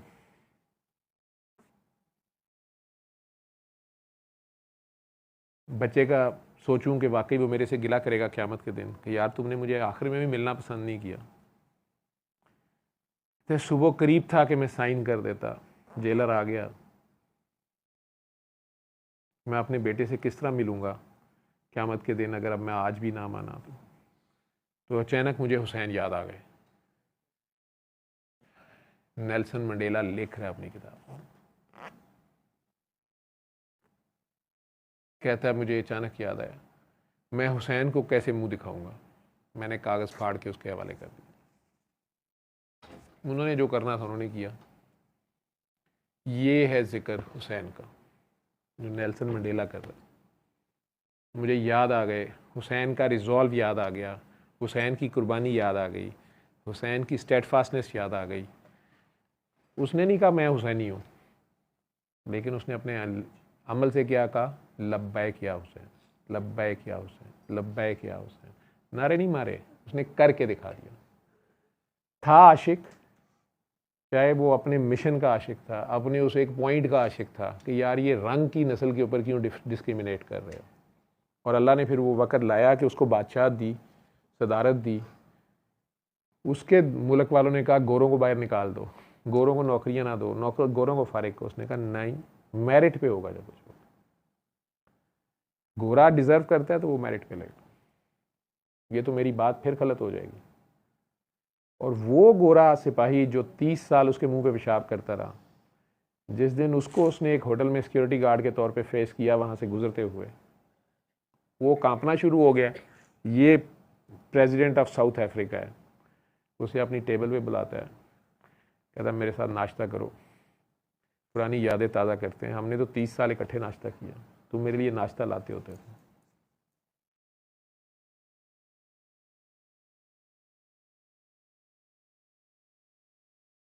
छोटा ज़र्फ है ये भी हुसैनियत है। इमाम ज़ैनुल आबदीन से ज़्यादा बड़ा गवाह कौन होगा करबला का? उनसे ज़्यादा दुख और तकलीफ़ किसको होगी? जिनके सामने वो हर चीज़ और हर हरकत हुई है। अपने प्यारे 6 माह के अली असगर से लेके अली अकबर तक, और अपने वालिद और अपने चचाओं को उस बेदर्दी से उनको शहीद करने के बाद, उनके लाशों के ऊपर घोड़े दौड़ाने के बाद, इन सारों से भी ज़्यादा ये जो काकियों का दुख होता है, ये मैं याद रखना, ये नहीं भूलता। किसी गैरतमंद के लिए उसके सामने उसकी बेटी या माँ या फूफी या चाची या ताई या बहन या भाभी की चादर सिर्फ खींची जाए, सिर्फ ऐसे देखा ही जाए, आवाज़ कसी जाए, हम राजपूत हैं, हमें पता हम क्या करते हैं। हम उस बहन बेटी को उस वक्त तक आंखें नहीं दिखा, उसके सामने खड़े नहीं हो सकते जब तक अगले की जुबान गुद्दी से खींच के ना ले आए। मैं इतना सा था तो मेरे कज़न ने मुझे गांव में थप्पड़ इस बात पे मार दिया था कि मैंने सिर्फ बैठक में आके इतना कहा कि आप ही नाम ले दिया कि आप ही रोज़ाना करिए चाय ले लें अंदर, जो मेहमान आए अंदर चाय लें। मुझे थप्पड़ मार दिया था बच्चों को, तुमने नाम क्यों लिया बहन का इधर? अपनी बार ये है, गैर मर्द बैठे हैं, इनमें नाम क्यों लिया? वो मुझे समझ ही नहीं आई, मैं और कैसे बताता कि वो कह रही हैं। मैं इतना सा था कि वो कह रही हैं चाय पकड़ लें अंदर से। उन मौला ज़ैनुल आबदीन ने बीमारी के हाथों तलवार भी नहीं उठा सके। अब इन सारी, कोई बेवा है, कोई यतीम है, उन सब बीबियों को साथ लेके कैद खानों में भी तसल्ली भी नहीं दे सकते। जंजीरें भी हैं, कोई धक्के मार रहा है, कोई बदतमीजी कर रहा है, कोई आवाज़ें कस रहा है। कितना गुस्सा होता है। इंतकाम तो होता है दिल में, याद तो नहीं जाती, सब कुछ चले जाए। कई साल बाद रात को दरवाज़ा नॉक होता है, सामने कोई शख्स खड़ा है, मुझे पनाह दे दे, मेरे दुश्मन मेरी जान खतरे, मेरी जान को पनाह दे दें। अरब में ये दस्तूर था, कहा अंदर आ जाओ। 3 दिन उस बंदे की खिदमत करते रखे हैं, उसको छुपाई रखा है। घर आए कातलों को घोड़ा जोड़ा देना ये पुरानी रस्म है, ये किसी की रस्म है, ये सबकी नहीं है। ये है दुरूद शरीफ।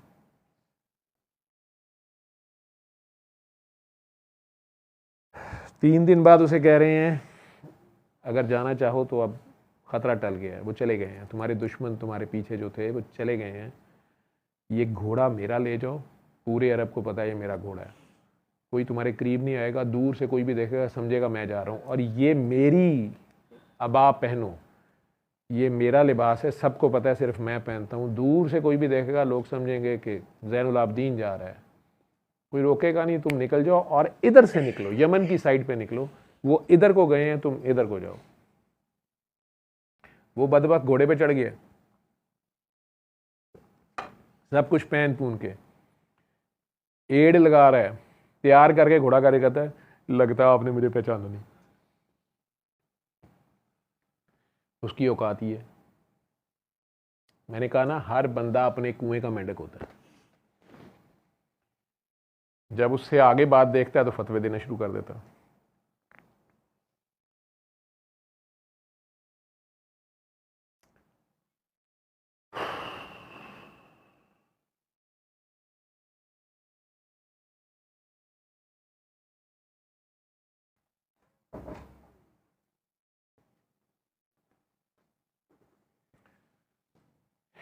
कहते हैं नहीं, मैंने तो तुम्हें उस रात अंधेरे में ही पहचान लिया था, तुम्हें मैं कैसे भूल सकता हूँ। मुझे नहीं यकीन आया। मैंने कहा नहीं आपको कौन हूँ मैंने कहा तुम वही हो जिसने अली असगर को तीर मारा था। जहर दे सकते थे उसको खाने में, चुप चुपीते नहीं, कम अज़ कम उसके दुश्मनों को बुला के कह सकते यार इसको गंद को ले जाओ यहाँ से, तो दफ़ा हो आपस में निबड़ो बाहर जाके। नहीं, उसने पनाह मांगी है, दी है, सखी का दर है, जो सवालिया है उसे दे दिया, पनाह मांगी है दे दिया, मेहमानदारी की है, खिदमत की है, 3 दिन छुपाए रखा है, रिस्क है, और आखिर में अपना घोड़ा जोड़ा दे के कह रहे हैं इधर को निकल जा, और वो हैरान होके कह रहा है आपने मुझे पहचाना नहीं। ये ज़र्फ है। क्या ये कुर्बानी नहीं है? क्या ये अल्लाह की फाइनलिटी का जिक्र नहीं है? क्या ये नाना की सुन्नत निभाई नहीं है? नेज़े के ऊपर भी कुरान मौला हुसैन ने कहते हैं सुनाया था क्या ये नेज़े के ऊपर खड़े होकर अमल नहीं किया? कितना मुश्किल काम है। 6 माह के बच्चे को, 6 माह के भाई को सामने तीर जिसने मारा है जालिम ने, वो जालिम आज हत्थे आया और पनाह मांग रहा है। उसको ताना देने की बजाय, जताने की बजाय, ये जाहिर करने की बजाय कि ओए तुम आज हमारे दरवाजे पे हो, तुम्हें तीर मारते हुए शर्म नहीं आई थी, चलो आओ अंदर दफा हो जाओ, या जाते हुए कह देते। ऐसा ज़र्फ मेरे लिए पॉसिबल नहीं है। मैंने कहा ना, मैंने अपने बाबा जी की सिर्फ इस बात को, मैंने उनकी कोई करामत नहीं देखी, ना सूरह रहमान की थेरेपी से मैं इम्प्रेस था, ना हूँ। अल्लाह का कलाम है, उसने कहा है इसमें शिफा है, शिफा है। अल्लाह ने उन्हें फरासत दे दी, अल्लाह ने दे दी। उन्होंने हमें बता दिया, आगे हम बताते हैं तो एक ही बात है जी। किसी के सीने में उन्होंने ट्रांसफ़र कर दिया, जो भी कर दिया, किसी को बता दिया, कर दिया। वैसे मैं इस चीज़ से एग्री नहीं करता कि उस सीने से सीने में ट्रांसफ़र किसी को हो रहा है नहीं हो रहा, ये सब उसकी अता होती है और आगे अल्लाह के बंदे की जो भी है। बाबा के लफ्ज़ से मैंने तुम सबको बराबर दिया है, और अगर गद्दी भी पीछे छोड़ गया हूँ तो उससे बेईमानी कर गया हूँ। ये बाबा के अल्फाज थे। और जो लोग कह रहे हैं कि मैं झूठा हूँ, उन्होंने बहुत बड़ा सवालिया निशान खड़ा कर दिया है, क्योंकि उनकी लिए ये अल्फाज, वो वीडियो पड़ी हुई है, वो मैंने कुल्लों पे मैंने ही बोले हुए हैं। अब या फिर मैं तब भी झूठा हूँ, वो अमानत मेरे हवाले की गई थी जो मैंने सबको बताया, तो इसका मतलब है मैं तब से झूठा हूँ। बहरहाल जिन्होंने जहर घोलना था उन्होंने घोल दिया। बाबा जी ने कहा भी था, गोडे गिट्टे चूमने वालों से बचना। ये गोडे गिट्टों में बैठ जाते हैं। वो भाटी वाली अम्मा जी भी बाबा जी की बहुत तारीफ़ें करती, बाबा जी नहीं लिफ्ट कराते। कई बार ये अम्मा जी जो होती हैं ना, ये भी गोडे गिट्टों में बैठ जाती हैं।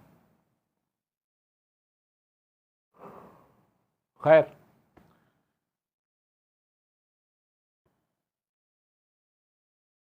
बाबा जी की वो इतनी सी बात थी, जब उस शख्स को लिफ्ट दी थी, उसको उसके घर तक उतारने मैं एक्स्ट्रा चला गया भाई, उसको इशारा किया कि नहीं जी हम उधर ही जा रहे हैं। हालांकि वो आउट ऑफ द वे था, वो बंदा बैठ ही नहीं रहा था बारिश में, बूढ़ा आदमी था रख रखाव वाला। ज़बरदस्ती मैंने उसे कहा कि इतनी बारिश में भीग रहा है यार, वो कहे वहाँ गाड़ी ख़राब होगी, ये होगा। बाबा जी चुप बैठे रहे हैं, उन्होंने नहीं कहा करो या ना करो। बैठ गया गाड़ी में, हम लेके निकले हैं तो उसने कहा बस इधर उतार दें, वो मेरा घर उधर है, मैं चला जाऊँ। उन्होंने कहा जाना ही उधर है, उसके दरवाजे के आगे उतार रहे हैं। ये मैनर्स मैंने अपनी अक्ल समझ, अपनी माँ से, घर वालों से, यूनिवर्सिटी से, उस्तादों से सीखे थे। बूढ़ा आदमी है, तूफ़ान है, उसके दरवाजे तक अगर मैं 2 फरलांग इधर हो गया हूँ तो क्या चला गया, उसके दरवाजे तक उतार भी दिया। लेकिन ये सेंस नहीं थी, वहीं से गाड़ी घुमा रहा था वापस। जब बाबा ने कहा नहीं नहीं गाड़ी सीधी रखो, काफ़ी आगे आगे कहा बाबा जी किधर जाना है तुम्हारे घर? मैं कहा मेरा घर तो उधर आना था, अब इधर वो किधर आ गए?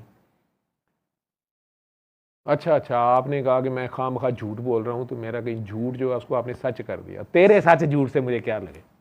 भाई बिल्कुल ये स्टाइल, तू जान तो वो जाने तेरी क्या नीयत थी।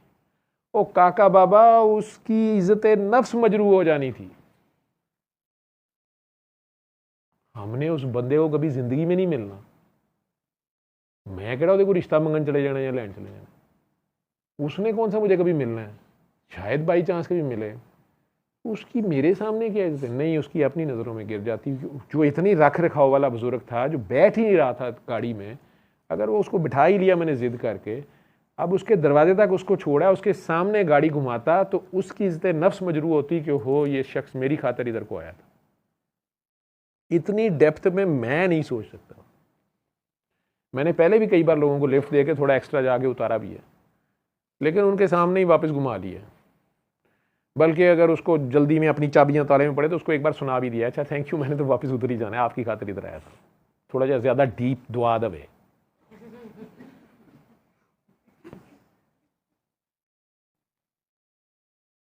सूदखोर महाजन, नेकी भी करनी है तो 70 गुणा के चक्कर च।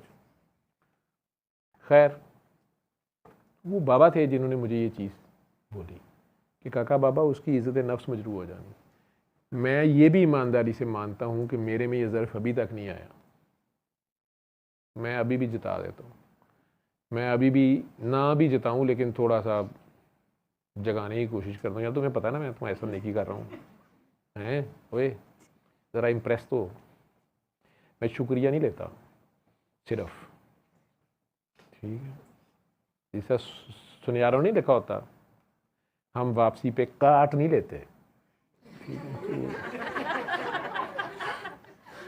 उनका सारा कारोबार ही वापस जो सोना बेचते उसमें होता है। वो जी अभी खोट है, उसे कोई यार तेरे से ही खरीदा था, कहता नहीं उस जमाने का कोट कट थी, उन ज्यादा कोट का रेट भी बढ़ जाता है साथ, वो सब कट जाता है। खैर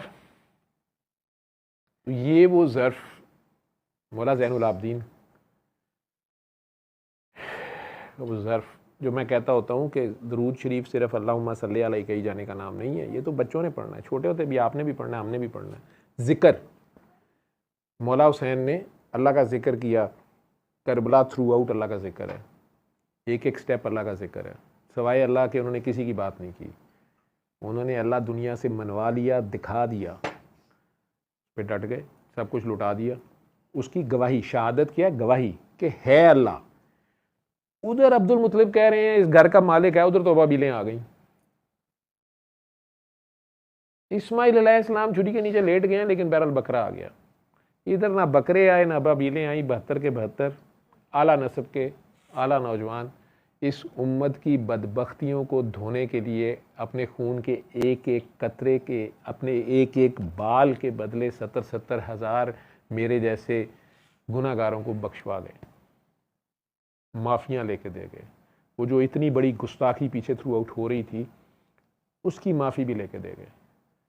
और अगर फिर वो बदबख्त उनके दरवाज़ों पे आए तो उन्हें जताया तक नहीं, पनाहें भी दी, नाश्ते भी कराए, खाने भी खिलाए, और फिर जाते हुए घोड़े और जोड़े भी दिए। और अगर उसने कहा आपने मुझे पहचाना नहीं, तो कहा कि मुझे याद है सब ज़र्रा ज़र्रा, तुम्हें याद हो कि ना याद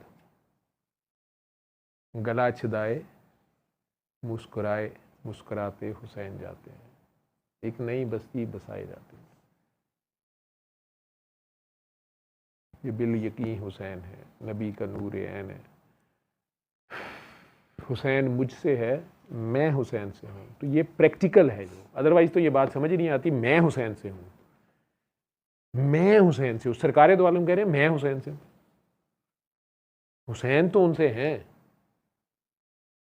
उनके नवासे हैं, उनकी बेटी के बेटे हैं, लेकिन मैं हुसैन से हूँ, ये क्या बात है। और ये वो बात है जो मौला हुसैन आखिर में भी घोड़े पे चढ़ के, जब बीबी ज़ैनब ने कहा आंखों में आंसू क्यों हैं, उन्होंने कहा इसलिए कि इनको नहीं बचा सका, इनको, ये जो सामने लश्कर है मैं इन्हें नहीं बचा सका। और फिर एक कोशिश की है, लोगों पहचानो मैं कौन हूं। लोगों को नहीं पता था ये हुसैन इब्ने अली है, यही तो वो कह रहे थे, लोगों पहचानो मैं कौन हूं। हक आ गया, बातिल मिट गया, हक आ गया हुआ है, वो नहीं गया है। लोगों पहचानो मैं कौन हूं, वो ये नहीं कह रहे थे कि मैं हुसैन इब्ने अली हूं, वो कह रहे थे मैं हुसैन नहीं हूं। तो फिर कौन थे वो? हुसैन मुझसे है, मैं हुसैन से हूं। उस अल्लाह के मानने वाला बंदा, रांझा रांझा कर दी नहीं मैं आप रांझा हुई, वही आशिक और माशूक की कहानी। वहाँ सिर्फ इश्क था, ना आशिक रहा ना माशूक रहा, ना मैं रहा ना तू रहा, जो रही तो बेखबरी रही, इतनी सी बात थी। वो जिक्र अल्लाह का और हुसैन का, करबला का या तूर का, मैंने कहा ना कि रिसेंट टाइम्स में, आज से कोई 20-30 साल 40 साल पहले मैंने नेल्सन मंडेला को जीते देखा।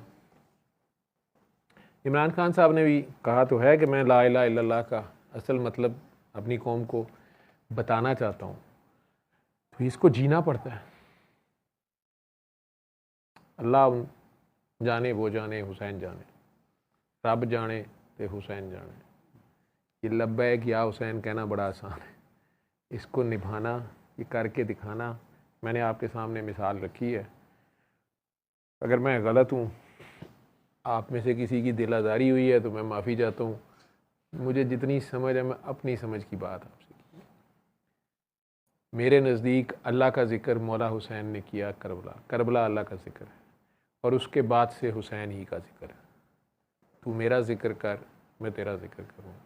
वो सिर्फ़ इन 10 दिनों के या 40 दिनों के भी मोहताज नहीं है। मैंने कह दिया ना कि वो नेल्सन मंडेला तो नहीं है, ना शिया है, ना सुन्नी है, ना वाबी है, ना देवबंदी है, ना बरेलवी है, ना शाफी है, ना मालकी है, ना हम्बली है, ना हनफी है, ना कादरी है, ना कलंदरी है, ना चिश्ती है, ना साबरी है, ना सोरवर्दी है, ना नक्शबंदी है। लेकिन क्या कह रहा है, उसने तो नहीं कोई मजलिस सुनी हुई होगी, उसने तो नहीं कोई ताज़िए अटेंड किए होंगे, उसे तो कुछ नहीं पता। लेकिन उस तक मौला हुसैन का रिजॉल्व, मौला हुसैन का मैसेज प्रैक्टिकल फॉर्म में पहुंचा हुआ है और वो उसने करके दिखाया। उसके सामने वक़्त के फ़िरौन ने पेपर रखा हुआ है कि बेटे के अकेलौते बेटे के, जिसको उसने देखा भी नहीं 25 साल से, जेल में गुजर गई और इस तरह से गुजरी कि पेशाब मुंह पे किया जाता है और उसी तरह नाश्ता कहा जाता है करो। और उस वक़्त कहा जा रहा है कि बस इस पर साइन करो और जाओ, बेटे के जनाजे में शरीक हो जाओ, मरे हुए बेटे का चेहरा ही देख लो, फिर हमेशा के लिए दफना दिया जाएगा, जो 25 साल जिंदा रहा और तुम एक दिन नहीं देख सके। और नफ्स या शैतान उसे ये बता भी रहा है कि यार, how I will face my son on that day, final day. लेकिन साइन करने से पहले कहता है मुझे ख्याल आ गया कि मैं हुसैन को क्या मुंह दिखाऊंगा। क्या उसके ऊपर हज़रत हुसैन की तरफ से कोई बंदिश थी? क्या हज़रत हुसैन ने उससे कोई वादा लिया हुआ था? क्या ये भी उस रात मौजूद था जिसने जाना है चले जाओ? ये था। ये अपने ज़माने का हुर है, ये नहीं किसी डील पे माना, बस ये है कि अब उसका भी दरबार बना लो।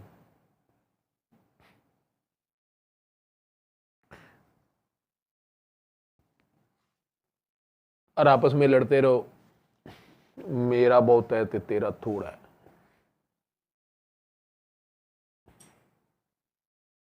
नेल्सन मेरा है तो मंडेला तेरा है। ठीक है? नहीं, ये अमल की बात है। अमल से ज़िंदगी बनती है, जन्नत भी जहन्नम भी। ये खाकी अपनी फितरत में ना नूरी है ना नारी है खाकी है, आम इंसान। मुझे अब वालिद साहब की बात समझ आती है। छोटे होते में आवाज़ पड़ती होती थी, ओए इंसान बन। हमने कहना यार हम इंसान ही हैं। फिर थोड़े से बड़े हो गए, टीन एज में आए, ओए बंदा बन। यार पहले इंसान नहीं बना जा रहा था, बंदा भी बनना, ये क्या है? उनके फौत होने से पहले मुझे याद है, वो हॉस्पिटल में उनके पास बैठा होता था, तो उस वक्त थोड़ी सी जुर्रत हुई, तो एक दिन कह ही दिया कि अब्बा जी आप ये क्या कहते रहते हैं, इंसान बन, बंदा बन। हम इंसान ही हैं। कहते बेटा अल्लाह ने तो बनाया होता है इंसान, हम रहते नहीं इंसान। तो इंसान उसे कहते हैं जिसमें इंसानियत होती है। तो जब तुम लोग बंदरों की तरह उल्टे सीधे काम कर रहे होते थे तो तुम्हें कहते हैं इंसान बनो। ठीक है, मामा को खाम खा तंग कर रहे होते थे, मेहमानों के सामने ज़्यादा शोखे हो रहे होते थे, तो तुम्हें कहते हैं इंसान बनो, इंसानियत दिखाओ। साथ वाले बहन भाइयों के साथ तंग कर रहे होते थे, उनके खिलौने तोड़ रहे होते थे, बहन को खाम खा तंग कर रहे होते थे, तो उस वक्त तुम्हें कहा जाता है इंसान बनो। इंसान का ये काम नहीं है कि उसकी ज़ुबान या हाथ से दूसरे नुकसान उठाएं, और अगर उसकी ज़ुबान या हाथ से दूसरों को फ़ायदा हो जाए तो ये असर इंसानियत है। नहीं तो कम से कम ना ही नुकसान दे तो ये भी इंसान है। तो अब्बा जी बंदा आप कहते अगर ये सब अल्लाह की खातिर करो फिर बंदे बन गए, ये बंदगी है। अब तुम टीनेजर हो गए हो, अब अल्लाह को याद रखो। अब जो भी काम करो, किसी को भूखे को खाना खिलाओ, किसी के लिए सीट छोड़ दो, किसी बड़े के लिए अदब से खड़े हो जाओ, इसलिए कि अल्लाह ने उसको इज़्ज़त दी है, तो तुम भी इज़्ज़त दो। अल्लाह ने उसका दर्जा ऊपर रख दिया, तुम भी रख दो। फिर ये बंदगी है, ये इबादत है। अच्छा, हालांकि मैं ईमानदारी से बताऊं तो मैंने कहना कितनी गलत डिमांड अबू करते हैं। मैं कैसे बंदा बन सकता हूँ? पहले मेरी शादी करें। पंजाबी में बंदा और बुढ़ी होता है। मैंने बड़ा शर्माना, मैंने कहा ये कैसे, मैं कैसे बंदा बन सकता हूँ? मेरी शादी नहीं हुई, पहले मुझे बुढ़ी लेके दें फिर मैं बंदा बनूंगा। उन्होंने कोई मतलब ही और बता दिया।